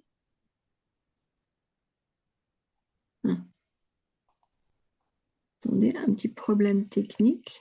Je ne sais pas pourquoi c'est parti sur Facebook. Aucune idée. Parce que tu as cliqué sur un lien. Pardon? Tu as cliqué sur un lien, il y avait un lien. Ah, il y avait un lien. Ah, Ouais, mince. ouais, il y a une main qui, tu as cliqué avec la main, donc D'accord, ok. Bon, désolé. Euh, ok, alors là, maintenant, on voit exactement de quoi je parlais. Ça, c'est trois chevaux que j'ai pris des photos il y a 2, 3 ans à une compétition où les trois chevaux sont en train d'essayer de répondre aux questions de leur cavalier, mais de leur manière. Pas d'une manière éduquée, mais d'une manière équine qui ne correspond pas à la manière dont le cavalier aimerait avoir le cheval répondre. Donc là, on a vraiment une cavalière. Là, le cheval est vraiment penché à gauche. La cavalière est en train de tirer la tête du cheval à gauche parce qu'elle, elle veut très clairement aller à gauche. Elle a tout son poids penché là-dessus, mais le cheval, là, est en train de se pencher sur. Non seulement est-ce qu'elle est en train de tirer pour aller à gauche, mais le cheval est en plein contact sur le mort parce que c'est là où il va trouver un peu d'aide. Il va aussi se pencher sur cette jambe parce qu'il est complètement hors d'équilibre. Et là, c'est la même chose. On voit le stress dans les jambes sont extrêmes, le stress dans les yeux des chevaux sont extrêmes parce qu'ils sont dans des situations où ils sont en perte d'équilibre. Mais c'est des animaux incroyables parce qu'en sortant de ça, ils vont se retrouver en face d'un obstacle et ils vont quand même arriver à le sauter. Mais et de garder leur cavalier en bon état. Mais pour les cavaliers, cavalières, c'est quand même du boulot. C'est pas nécessairement du plaisir pour le cheval, ça c'est sûr. Et ce n'est pas la situation optimale dans laquelle on aimerait pouvoir affronter tout un parcours d'obstacles de 110 à 125, je crois que c'était centimètres, même si c'est 80 centimètres. Moi, j'aimerais pas sauter avec un cheval qui se présente à un obstacle comme ces chevaux se présentent. L'autre chose, on va juste regarder ça, c'est que il y a une déformation mécanique du corps, donc là, ces chevaux sont mécaniquement déformés par leur cavalier, ça entraîne une anxiété. Cette anxiété peut devenir chronique. Donc ça, c'est une des choses qu'on voyait beaucoup à l'hôpital, où le cheval devient dépressif. Cette anxiété chronique affaiblit le système immunitaire. C'est parce que ça relâche du cortisol dans le système et ça mène à des problèmes dans tout le système du cheval. Et là, c'est où on voit, ça on le voit aussi beaucoup dans les sabots des chevaux, où l'intégrité de l'extérieur, de la corne extérieure, devient beaucoup plus faible. Ça, c'était une des choses qu'on regardait en premier quand on voyait des chevaux arriver avec des problèmes de dos, des problèmes d'encolure, etc. On regardait aussi vite fait les pieds parce qu'on savait à ce point-là si c'était une anxiété chronique menée par le travail du cavalier. Et c'est pas pour dire que ces cavaliers sont des gens méchants ou pas en compréhension. Ils sont juste en train de suivre les consignes qu'on leur donne parce que nous sommes un peu coincés en ce moment dans un système d'éducation qui nous mène à ces résultats. Donc, c'est vraiment le système qui doit changer. Et c'est ce que je disais au début, c'est d'utiliser la science pour expliquer comment changer l'équitation euh, pour que l'équitation puisse devenir quelque chose où le cavalier et le cheval sont plus en harmonie, se retrouvent les deux vraiment dans une relation beaucoup plus saine, physiquement et mentalement. Alors là, on repart, on va regarder un petit peu maintenant la question un peu plus physiologique de l'alignement et on va partir sur l'idée qu'on va, les trois parties qu'on va aligner, donc vraiment ça c'est le début du travail physique avec le cheval, c'est cette articulation-là, c'est le atlanto-occipital joint, donc c'est le atlanto-occipital, ça se dit la même chose, Virginie? euh, oui, Atlas, Oui, oui, ouais, ok. Donc, c'est entre le occiput, qui est l'os qui est là, et le atlas, qui est la première vertèbre de l'encolure. La deuxième partie de l'alignement, c'est le haut du garrot, la partie la plus haute du garrot. Normalement, c'est entre T3, T4, ça dépend du cheval, pas nécessairement, mais en tout cas, c'est très facile à trouver parce que c'est l'épine dorsale la plus haute de la cage thoracique. Et le troisième point, c'est le point le plus haut de ilium. Ça, c'est le ilium qui monte par-dessus le sacrum. Et si vous touchez ça, c'est juste derrière la selle. C'est la partie la plus haute du bassin. Donc, dans certains chevaux, c'est très, très, très visible. Et dans d'autres, on a de la peine à les voir, mais on peut toujours les sentir. Donc, il y en a un de chaque côté. Et au milieu, on ressent le ligament euh, qui longe tout le long du dos. Interépineux. Pardon? Oui, le Le ligament supraépineux. supraépineux. Supraépineux, oui. Le buccal et le ligament supraépineux. Et ce ligament tient toutes les épines dorsales ensemble. Et c'est un ligament très important. Et d'ailleurs, une des choses qui est hyper importante avec ce travail d'alignement, c'est que si ces trois points sont alignés, le cheval peut relâcher le gros muscle qui longe cette partie du dos, qui longe tout le long, mais cette partie du dos en tout cas, qui est le longissimus dorsi. Donc le longissimus, ça se dit? Longissimus dorsi. Du dos. Longissimus. Ouais, il y a plusieurs. Plus communément, on va parler des recteurs spinés parce qu'il y en a trois en fait. Mais bon. D'accord. Alors, une des choses que je vois souvent dans le monde du cheval, c'est que les gens euh, pensent que s'ils baissent la tête du cheval, le dos va se lever, qui n'est pas vraiment correct. Ce qui est correct, par contre, c'est que si le cheval peut relâcher les muscles du dos, donc qu'il peut relaxer ces muscles-là, surtout le longissimus dorsi, la tête peut descendre. Donc, on va le faire ensemble. Si vous êtes assis, on l'a fait un peu, je crois, la dernière fois, mais si vous êtes assis sur votre chaise, vous allez faire le dos du chat. Si vous faites le dos du chat, où est-ce que votre cou et tête veut aller? Alors pour moi, c'est en avant. En tout cas, normalement, c'est en avant pour tout le monde. Donc maintenant, vous allez juste vous redresser, laisser votre dos aller neutre et votre tête va revenir par-dessus vos épaules. Vous n'avez pas besoin de bouger votre tête. Elle est attachée à votre dos par votre colonne vertébrale. Et maintenant, vous allez creuser le dos. Creuser le dos, creuser le dos, creuser le dos. Et quand vous creusez le dos, votre tête, elle veut aller en arrière. Ça ne veut pas dire que vous ne pouvez pas la baisser, vous pouvez le faire, mais si vous la laissez en position neutre, elle va bouger dépendant de si votre dos est neutre, si votre dos est bombé ou si votre dos est creusé. Ben, c'est la même chose avec le cheval. Donc, pour moi, ce qui est très important, c'est que l'encolure du cheval et où il place sa tête est un indicateur de si oui ou non le longissimus dorsi a pu se relâcher. S'il a pu se relâcher, ça veut dire que ces trois parties, donc cette partie-là, l'Atlanta Occipital Joint, vous allez aussi apprendre l'anglais si vous apprenez l'alignement. Les thoraciques qui sont les plus hautes, donc le garrot et cette partie ici qui est les tubaires sacrales, sont en alignement. Et comme le cheval, comme le cheval le fait naturellement, mais pas cognitivement, on va lui apprendre comment remettre cette partie de son corps au milieu des deux.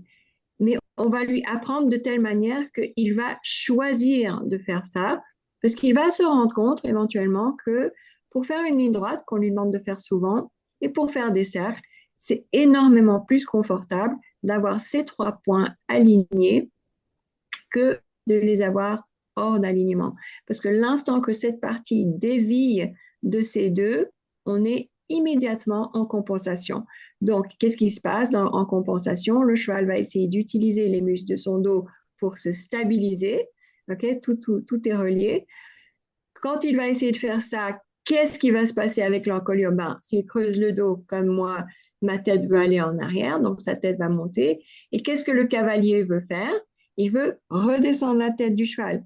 Donc, il redescend la tête du cheval, mais le cheval, s'il n'est pas en alignement, ne peut pas relâcher les muscles du dos. Donc, le dos ne change pas du tout. Okay? Le cheval peut seulement changer son dos s'il peut relâcher les muscles de son dos. Il ne peut pas les relâcher s'il est hors d'alignement. C'est pas possible. C'est mécanique. C'est pas possible. OK. Alors maintenant, on va passer à des photos que j'ai prises d'une vidéo. Ce pas les meilleures photos du monde, mais ça va vous donner quand même une petite idée de comment se passent les premiers pas avec un cheval qui est hors d'alignement.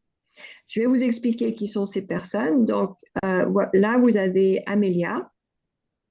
Elle s'appelle Amélia Palloc. Elle est la propriétaire de l'école équestre de Kerblanquette et c'est la première en France qui a adopté l'alignement dans son école. Elle a une 60aine de chevaux et on est en train de tous les intégrer ou intégrer dans leur travail le travail d'alignement. Ce qui veut dire que tous ces chevaux d'école, donc tous les chevaux de club, tous ces chevaux de compétition, même les poneys et tous ces élèves apprennent l'alignement. Et éventuellement, pour ceux d'entre vous qui veulent poursuivre une éducation un peu plus, où l'anatomie est un peu plus intégrée, on va proposer des stages chez Amélia.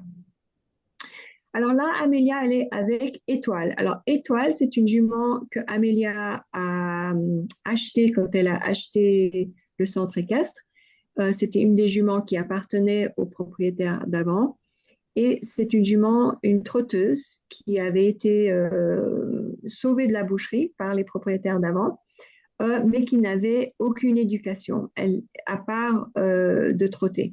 Donc, elle ne savait pas comment faire et elle avait perdu complètement le... Elle était dangereuse, vraiment, franchement, dangereuse. C'était dangereux d'aller dans son box.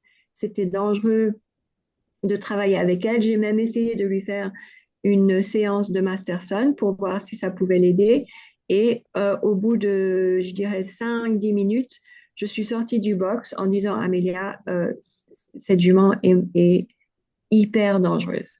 Donc, on a commencé avec le travail émotionnel avec elle et le travail... pardon, tu disais quelque chose? Non, oh, pardon. J'ai cru que j'avais entendu quelque chose, désolée. Donc, on a travaillé avec ses émotions, on a rééveillé son intellect et éventuellement, on a commencé le travail d'alignement. Alors, donc ça, c'était dans les premières étapes où, comme vous le voyez très bien, surtout à droite, c'était difficile pour elle.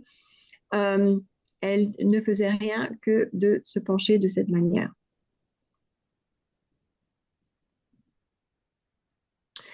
Alors, quand on commence le travail d'alignement, la première chose sur laquelle on va vraiment concentrer, c'est comment le cheval apprend à déplacer cette jambe en abduction. Alors, abduction, c'est quand la jambe s'éloigne du corps et adduction, c'est quand la jambe se ramène vers le corps. Donc, pour améliorer la stabilité du cheval, elle a un poitrail qui est assez bien développé, cette petite jument. On voulait qu'elle tienne cette jambe-là et celle-ci le plus écartée possible pour elle. C'est jamais, on ne force jamais rien. On propose et on laisse le cheval sentir les choses. Alors, comme vous avez vu dans les images avant, elle était absolument penchée. Là, on continue le travail à droite. Et là, on lui demande, est-ce que tu peux, s'il te plaît, déplacer ta jambe antérieure gauche vers l'extérieur, donc en abduction. Et là, elle le fait, donc elle le prend. Et quand elle prend son poids sur cette jambe, elle va commencer à sentir des choses un peu différentes. Mais là, ce qu'on voit, c'est que cette jambe-là, elle est en soutien, mais droite sous le cheval. Elle n'est pas en train de pencher. Et là aussi, la jambe est droite sous le cheval. Et c'est ça qu'on essaye de leur apprendre au début, c'est de commencer à sentir que c'est un peu plus confortable d'avoir une jambe droite qu'une jambe penchée. Si on peut aller en arrière. Là, on voit la jambe vraiment où c'est penché, qui n'est pas nécessairement la chose la plus confortable pour là, sur la photo à gauche, on voit vraiment l'arrière-main, tout est penché. Donc, le cheval est bien sûr en compensation, en train d'utiliser des muscles d'une manière qui va éventuellement les mener à être en spasme. Et là, on doit faire sortir le masseur et tout. Et si ça continue comme ça, c'est là que maintenant, ces grands muscles, les grands muscles parents, comme on appelle ça en anglais, vont tirer sur les tendons plus loin, les longs tendons dans le bas de la jambe. Et on a maintenant des problèmes de tendons, des problèmes de suspension, des problèmes d'articulation. Tout ce qu'on voyait tous les jours de nouveau à l'hôpital. OK, on va repartir ici. Alors là, vous voyez, c'est vraiment, comme j'ai dit, c'est des photos que j'ai prises d'une vidéo et vous voyez l'évolution de comment elle commence. Alors, c'est pas de la perfection qu'on recherche, c'est jamais de la perfection, on juste recherche que est-ce que le cheval peut améliorer avec chaque séance? Est-ce que le cheval peut comprendre de mieux en mieux? Là, vous voyez qu'elle reste avec sa tête vers l'extérieur. C'est son habitude. On ne va pas changer une habitude d'une vie en une seconde, mais on va le faire petit à petit et éventuellement, ce qu'on espère, c'est que le cheval comment? Alors ça, c'est la même séance. OK, c'est au bout de la séance, c'était vers la fin de la séance où finalement, elle a compris, Étoile, juste en parlant à ses jambes de devant. On ignorait ce qui se passait derrière parce que ce qui se passe derrière se miroite. Mais là, ce que vous voyez, c'est qu'elle commence à tenir sa tête devant elle. Les jambes sont droites sous elle et elle n'est pas penchée. On ne voit pas sa ligne dorsale. Donc, elle commence à adopter. Et ce on voyait aussi beaucoup dans cette séance avec elle, c'est qu'elle mâchouillait beaucoup, elle a beaucoup bâillé, elle a fait beaucoup de relâchement de stress et on voit qu'elle est engagée avec Amélia. Les deux sont en communication, pas elle qui domine elle. Et là, on voit aussi que la reine n'est pas tendue. Le cheval se porte toute seule. Maintenant, je ne vais pas vous dire que tout est résolu et la jument est parfaite. Elle est encore en éducation, elle est encore en évolution et elle avait des énormes problèmes, cette jument. Mais maintenant, on est dans le travail de galop avec elle. Elle est repartie dans l'école, donc elle refait partie des chevaux d'école de Amélia. Et elle peut partir en balade maintenant, et d'ailleurs une des meilleures juments de balade, parce qu'elle a maîtrisé ses émotions, elle a engagé son intellect et elle comprend, elle a repris contrôle de son corps.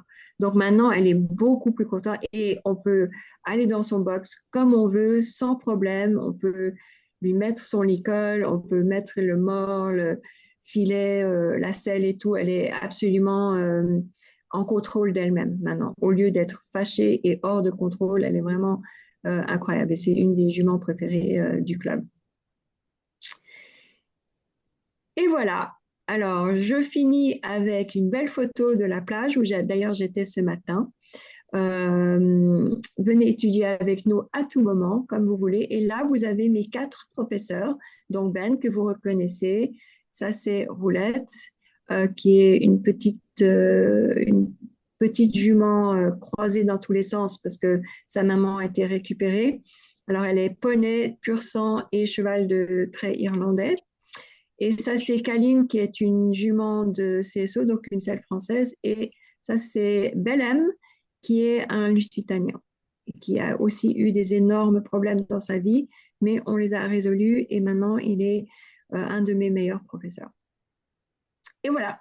Donc, j'espère que c'était assez clair. Je suis sûre qu'il y a des moments où c'était peut-être un peu confus. Bon, je vais arrêter de partager. Voilà.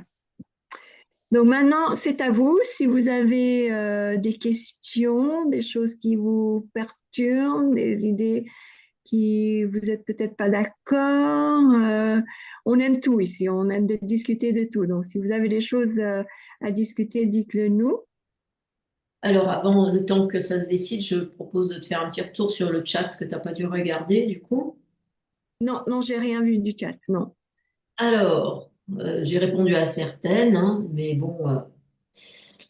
Alors, bête question. Alors, c'est Domi.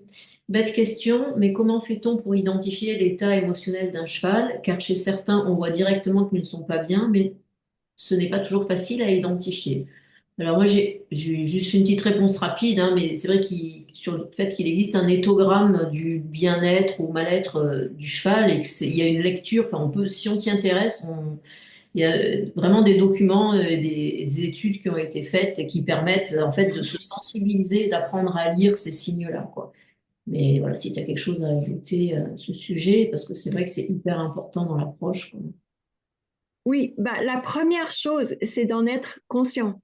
Parce que Mm. comme je dis toujours à tous mes élèves, c'est que si on ne sait pas quoi regarder ou on ne sait pas quoi ressentir, tout ça, ça reste invisible. Par exemple, cette ligne, fameuse ligne du bas que j'explique à tout le monde, parce que là, vous allez tous maintenant aller regarder vos chevaux et regarder la différence entre le grasset et le coude de vos chevaux, et vous allez voir, est-ce que la ligne, elle est plus ou moins comme ça, ou est-ce qu'elle est de plus en plus comme ça. Et il y a des chevaux qui vraiment ont un, un écart assez important entre le coude et le bracet. Donc, euh, mais si vous ne savez pas comment le regarder, ça reste invisible. Et c'est la même chose avec les émotions du cheval. Et aussi, si vous êtes à côté de quelqu'un que vous ne connaissez pas du tout, hein, vous êtes à la gare, mais si vous êtes ouvert à cette idée de lire les émotions des autres, vous allez immédiatement savoir si la personne à côté de vous est contente, triste, fâchée, etc. Je suis sûre que parmi vous, il y a des gens sensibles quand votre femme ou votre mari la manière dont elle rentre dans la maison, vous savez immédiatement si elle a eu une bonne journée ou une mauvaise, parce que vous êtes sensible aux émotions des autres. Donc, si vous êtes ouvert à cette idée, et comme Virginie dit, c'est quelque chose qu'on peut aller étudier, c'est des choses que j'ai étudiées, mais c'est aussi, on le sait, si on est ouvert à ça, on se met à côté du cheval et on peut ressentir dans quel état émotionnel il se trouve.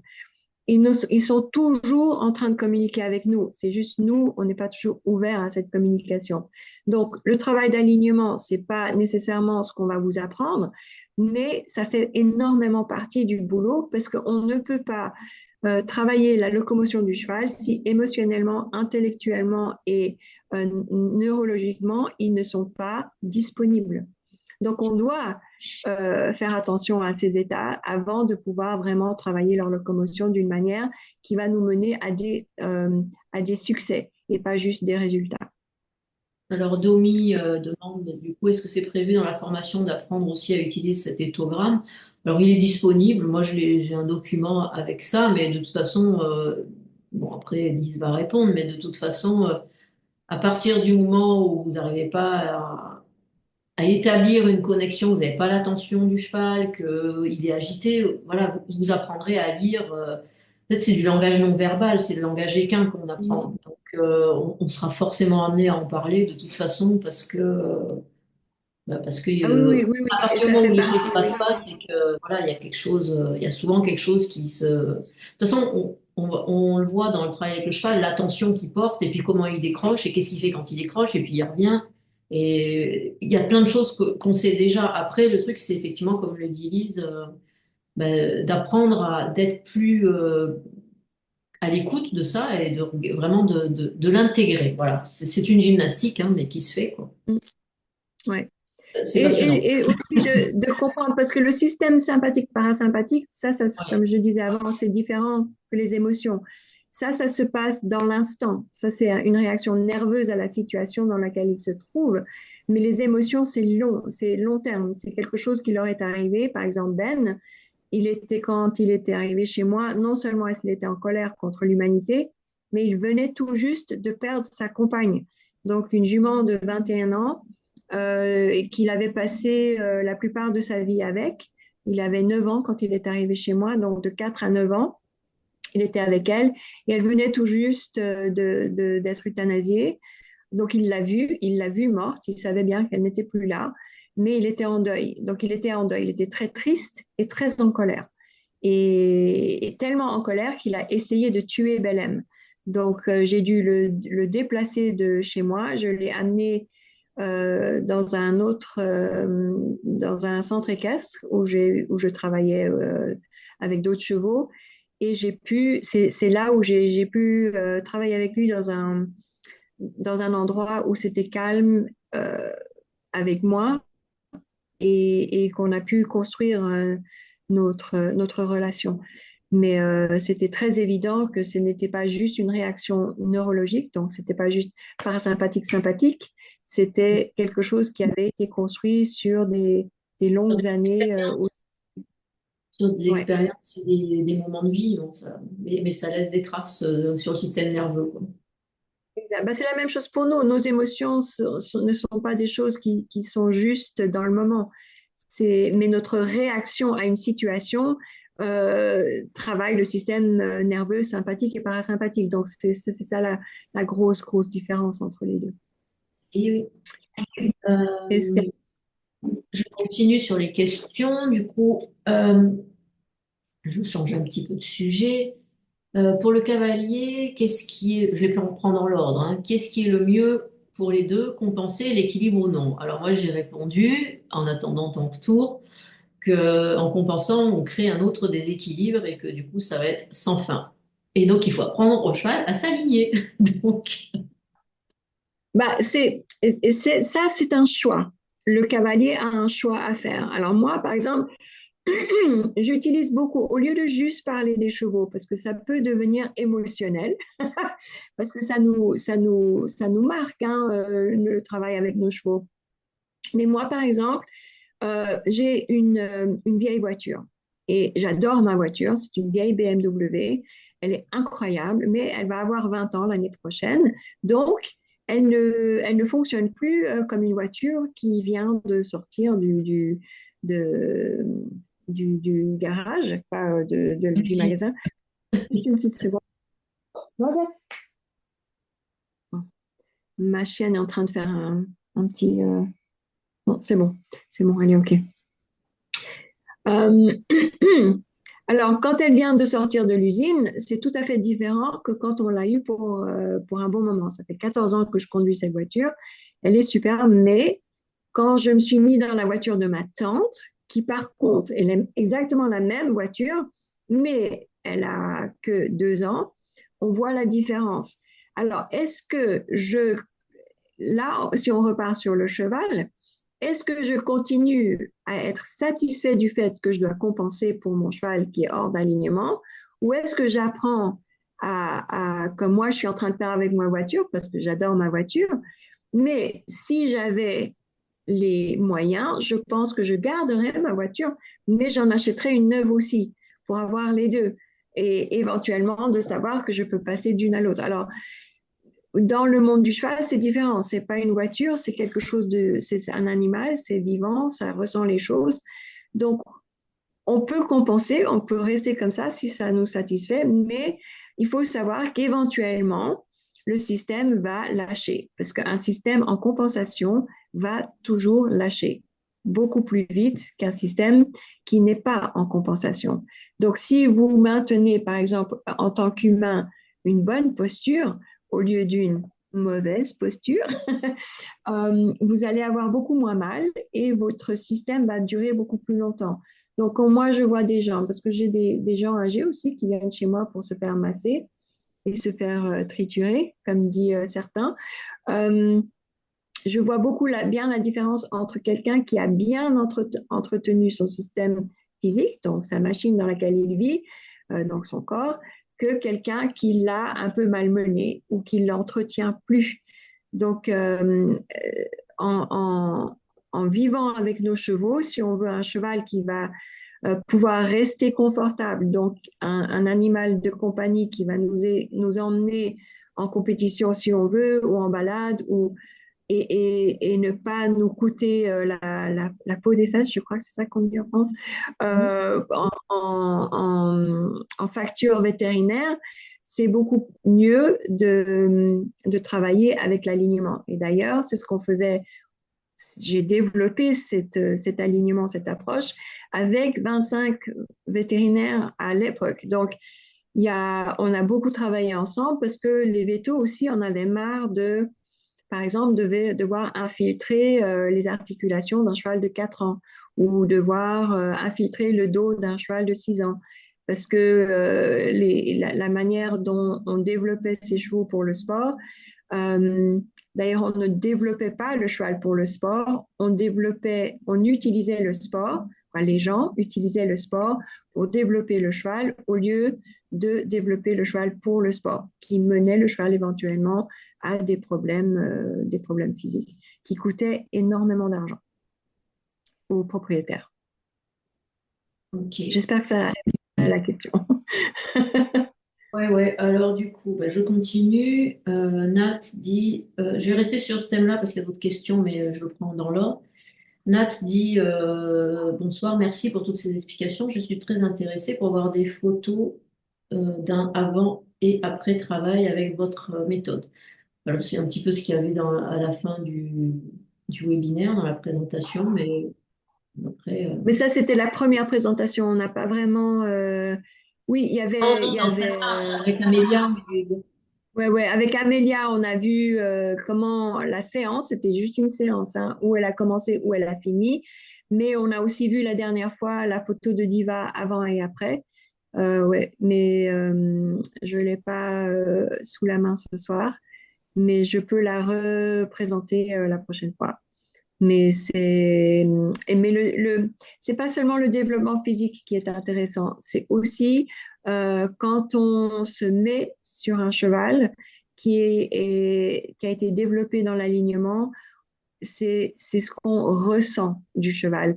Et ce qui est le mieux, c'est quand on le ressent, parce que moi, quand je me mets à cheval et je tourne, par exemple, ma tête à gauche, ça, je tourne simplement ma tête, hein. Je n'utilise pas mon poids, je ne fais rien d'autre.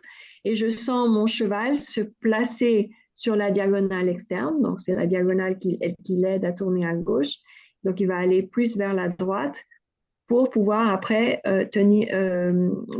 initier ce cercle à gauche et c'est se tenir sur le cercle. Je pense, Donc, je pense, Lisa, alors si c'est des photos, je pense à Gracieux, puisque moi oui, je l'ai oui, vu à oui. deux périodes différentes et sur un espace-temps assez proche. Si, je pense que tu dois avoir des photos de lui, hein, parce que je l'ai. Ah oui, Non, oui, oui, j'ai des photos de Gracieux, j'ai des je photos pense de que tout plein de choses. voilà, parce que Euh, vraiment, en plus, c'est un gros, enfin, gros cheval, c'est un grand cheval, donc c'est un modèle imposant, donc une grosse carcasse. Donc là, on voit vraiment dans les premiers temps comment bah, il manque de masse musculaire, il fait un peu, pas pur sang efflanqué, mais bon, pas loin, quoi. mm, Et, mm, et puis à la fin, il ressemble à un quarter d'1,75 m, quoi. Donc, ouais, ouais. je caricature un petit peu, mais c'est pour donner l'idée de ce qui peut se faire sur des. Après, chaque cheval va être en fonction de ses aptitudes et de voilà, de sa race, on va avoir des développements différents. Et c'est vrai que sur un grand cheval comme ça, c'était assez impressionnant. Mhm. Mais la chose, comme je dis, ce qui est vraiment la plus flagrante, c'est pas simple parce qu'il y a beaucoup de gens qui font énormément de super travail dans le monde de la réhabilitation, qui peuvent prendre un cheval qui a été vraiment malmené par la vie et arrivent à Oui, les, la un an métamorphose. plus tard, à une énorme différence.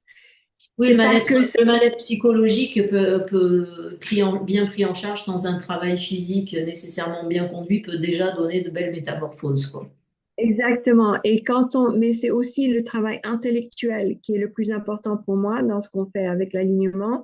Le débroussaillage de ce qui se passe avec le cheval, où on l'amène à un état d'esprit où il peut commencer à apprendre, parce que apprendre pour un cheval, c'est pas la même chose que pour nous. Donc, on doit prendre tout ça en compte, mais c'est le résultat quand vous êtes au travail avec votre cheval. C'est ça que ce soit le travail en main ou le travail monté, c'est ça. Et ça, on ne peut pas le montrer. Ça, c'est quelque chose que vous allez devoir faire l'expérience si ça vous intéresse. C'est pas pour tout le monde parce qu'il y a des gens qui sont tout à fait satisfaits avec les résultats qu'ils ont. Mais pour ceux qui cherchent quelque chose un peu plus approfondi, un peu différent, un peu hors du traditionnel, c'est c'est là qu'ils vont voir cette idée que d'être à cheval et de juste tourner la tête et de les sentir nous donner un cercle parce qu'ils savent comment faire un cercle, au lieu de passer tout notre temps avec jambes et puis après jambes intérieures et rien extérieure et après jambes extérieures à l'extérieur pour tenir le derrière et puis après flexion intérieure et puis il y a tellement de choses que le pauvre cavalier doit gérer pour essayer de manipuler 700 kilos de cheval sur un cercle. Ah, c'est épuisant. C'est épuisant. Et en plus, on est toujours en compensation. Et en plus, on n'arrive même pas à faire le même cercle à gauche qu'on fait à droite. On y arrive à gauche, ouais, tout va bien, génial, waouh, j'ai eu mon cercle à gauche. Ah mince, le test de dressage demande un cercle à droite. Ah ben là, c'est pas la même chose. Et pourquoi? Parce que le cheval est en stabilité et équilibre à gauche, mais l'instant qu'on lui demande de passer à droite, il devient instable. Et qu'est-ce qu'il va faire? Il va se rigidifier contre tout ça. Et maintenant, on a un cheval qui va à droite, qui est rigide comme, euh, comme du ciment, au lieu de tout souple et flexible et suivant le cavalier. Donc, ça, Après, on c'est une des récompenses, si vous voulez, du travail d'alignement. C'est vraiment. Alors, on a peut-être un autre problème après, c'est que c'est l'humain qui doit savoir faire un cercle tout seul. Et ça, c'est pas gagné non plus. Faire un vrai cercle rond. ouais, voilà. Et puis oui, c'est ça qui est aussi bien. Alors là, il y a Ça me quelqu'un fait qui va. travailler l'humain aussi, quoi. Ouais. Parce que si Ah toi, oui, tu sais oui, pas où tu veux aller, ça va être compliqué de se comprendre. ouais. Non, non, mais de s'engager dans ce genre de travail, oui, oui, ça travaille l'humain énormément parce qu'on se remet en position de. On peut être des gens extrêmement, avec beaucoup, beaucoup d'expérience, mais de se remettre dans un état d'étudiant, c'est difficile. Et je sais, j'en sais quelque chose parce que j'ai fait toutes mes formations de massage humain, massage de sport humain, massage régulier et massage de sport pour cheval, Masterson et tout ça, où j'ai dû me remettre dans une posture d'étudiant, quoi, de quelqu'un qui étudie quelque chose. Et quand on se croit expert, ou quand on sait qu'on est expert en quelque chose, parce qu'on y a bossé pour des années, on a fait des recherches, on a fait tout plein de choses, et on arrive à vraiment comprendre et après on redevient quelqu'un qui doit demander des questions, qui doit se remettre en question et tout. Et moi, le Masterson, ça m'a vraiment, c'était vraiment intéressant de voir comment j'ai dû me remettre en arrière plusieurs pas pour pouvoir avancer un peu plus en avant. Donc, ouais, c'est pas toujours facile. Mais quelqu'un a demandé si on doit attendre jusqu'à vendredi prochain pour une Alors, explication c'est sur. pas vendredi prochain, hein, le 14 Non, mars. non, non, c'est le. Non, parce que je suis pas là, moi, je suis loin. 14 mars. Le 14 mars, d'accord. OK.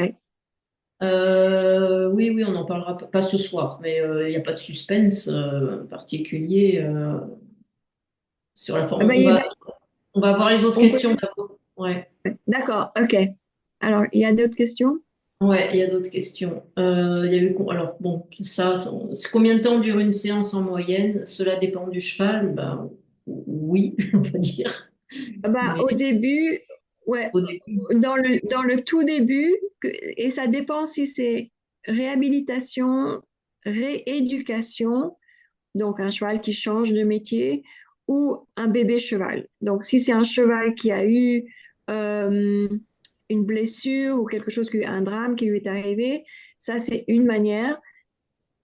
Rééducation, c'est un cheval qui se sent bien, en fait. Il n'y a pas grand-chose qui se passe dans sa vie, à part que hier, il était un cheval de concours complet et aujourd'hui, c'est un cheval de polo, je ne sais pas, quelque chose comme ça. Là où il doit vraiment changer de métier, ça, c'est normalement pas nécessairement quelque chose qui va le perturber trop. Et l'autre, c'est vraiment le bébé cheval. Donc, les bébés chevaux sont les plus faciles parce qu'ils n'ont pas d'idée préconçue. Donc, eux, ils se disent, ah bon, bah, la vie, elle est comme ça. OK, bon, c'est parfait, c'est facile, c'est confortable, OK. Mais les bébés chevaux, parce qu'ils n'ont pas le mental développé qu'il faut avant l'âge de 4 ans, Le cerveau n'est pas encore assez développé. Eux, c'est des séances très courtes. Donc, moi, ce que je fais, c'est 15 minutes par jour, 3 fois par semaine.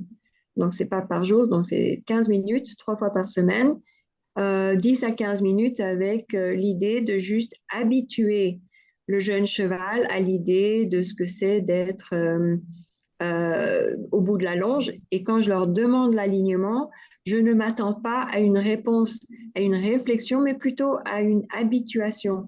Donc, c'est un peu comme si on est en train de conditionner la réponse au début parce que le mental n'est pas là. Il y a un morceau du cerveau qui n'a pas encore été développé, qui ne se développe pas avant l'âge de 4 ans.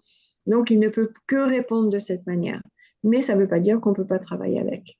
Donc, ma Oui. petite jument, elle a commencé à 2 ans et demi, juste avec de cette habituation et beaucoup de jeux. J'ai joué avec elle, en fait.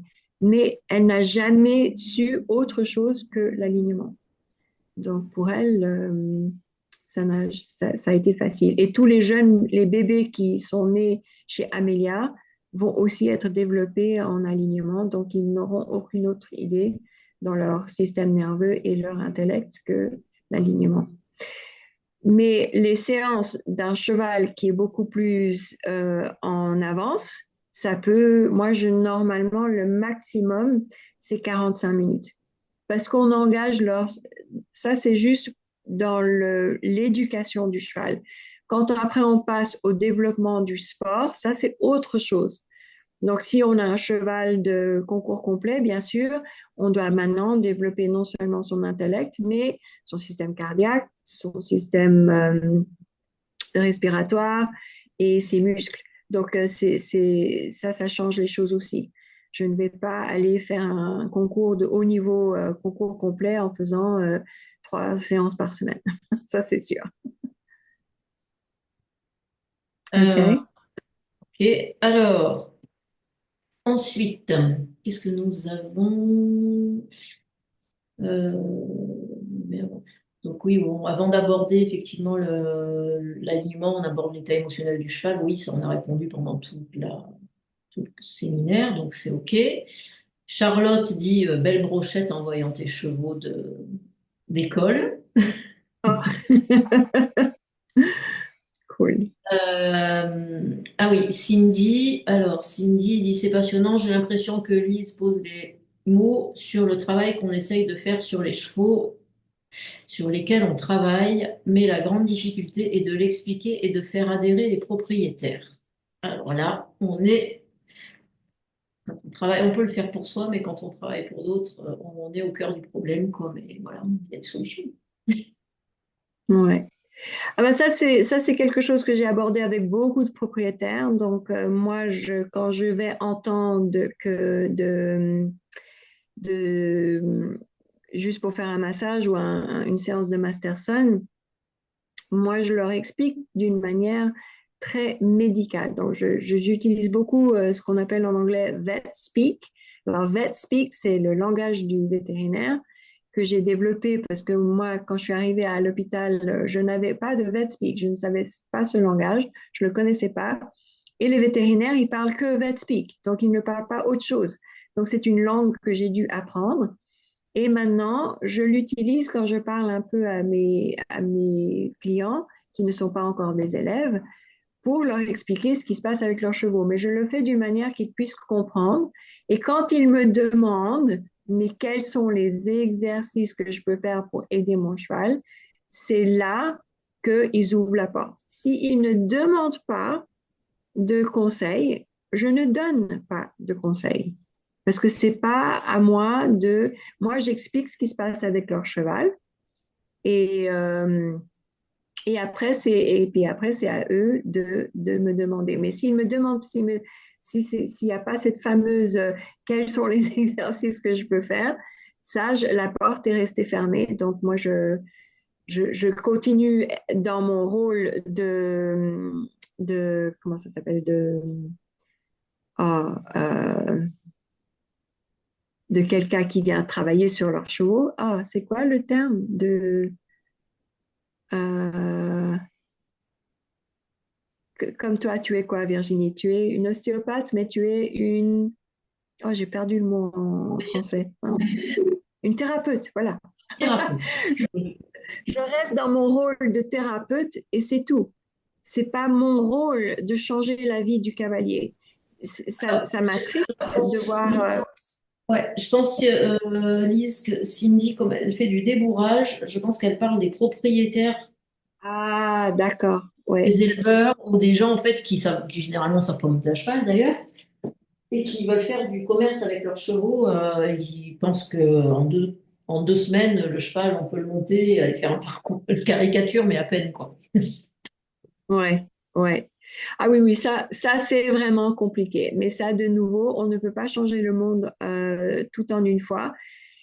Certains seront ouverts à l'idée et d'autres ne le seront pas. Et moi, je pense que ceux qui ne sont pas ouverts à cette idée, on les laisse sur leur chemin. Une des choses que j'ai appris quand quand j'étais beaucoup plus jeune, je me combattais pour le cheval et tout ce que je faisais, c'est de braquer les gens en face de moi. Ils devenaient tous braqués, ils voulaient pas entendre, surtout que j'étais beaucoup trop jeune, j'avais pas assez d'expérience, blablabla. En plus, je suis une femme, donc c'était encore un peu plus difficile, surtout aux États-Unis, dans un monde très, très mal. Euh, donc, il voulait pas vraiment écouter. Donc, moi, je me suis dit, je ne peux pas sauver tous les chevaux. Je peux en sauver certains et je vais juste travailler avec ceux avec lesquels je peux. Et quand ça devient trop difficile pour moi, je dis au cavalier ou à la personne, je suis désolée, mais je ne peux pas faire plus pour vous. Mais ce que j'ai aussi appris, c'est que j'ai eu énormément de succès avec des gens qui sont venus parce que je crois que des fois on a peur quand on a besoin de gagner de l'argent pour payer pour notre vie, qu'on doit faire des choses qui sont contraires à nous. Mais si nous, on n'est pas aligné avec ce qu'on fait, on souffre. Donc, si on doit faire du travail avec un cheval qui est contraire à ce qu'on aimerait faire et qu'on voit que le cheval ça lui convient pas du tout, moi, c'est là où j'ai dit stop. Moi, je me suis dit, je vais que travailler. Il y a énormément de gens qui veulent travailler d'une manière qui est compatible avec le bien-être du cheval. Et donc, moi, je me suis dit, je vais aller à la recherche de ces gens-là. Comme on est en train de faire ici, d'ailleurs, hein, c'est juste pour vous proposer. Ça, c'est pas, comme j'ai dit au début, c'est pas pour tout le monde, mais il y a certaines personnes qui recherchent quelque chose de différent. Et dans le monde où on est sur le point d'avoir des gens qui vont retirer le droit de monter à cheval, c'est encore plus important.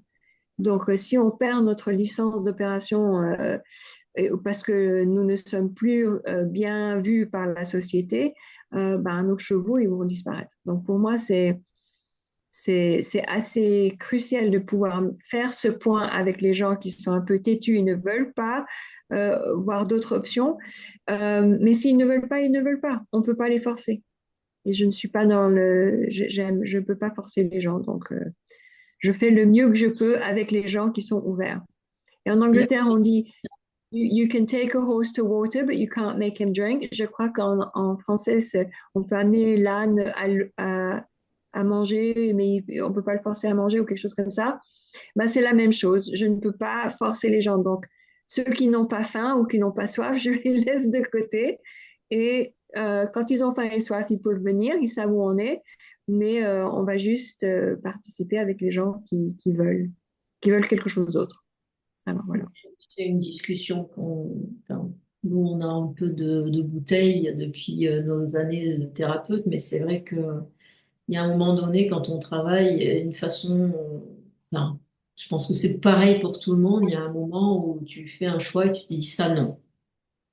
Mm. Et en faisant le choix de ça non, je ne travaille pas comme ça, ben oui, tu vas perdre des clients, mais il y en a d'autres qui vont arriver. Et moi, le constat que j'ai Mhm. fait, c'est que plus tu dis non à ceux que tu veux pas, plus ceux que tu as envie d'avoir arrivent. C'est Ouais. une histoire d'attraction, c'est une loi d'attraction, hein. Mm. Je ne peux pas l'expliquer, ça fonctionne comme ça pour moi. Après, peut-être pas pour tout le monde, mais à partir du moment où on décide vers où on veut aller, ben, les choses s'alignent.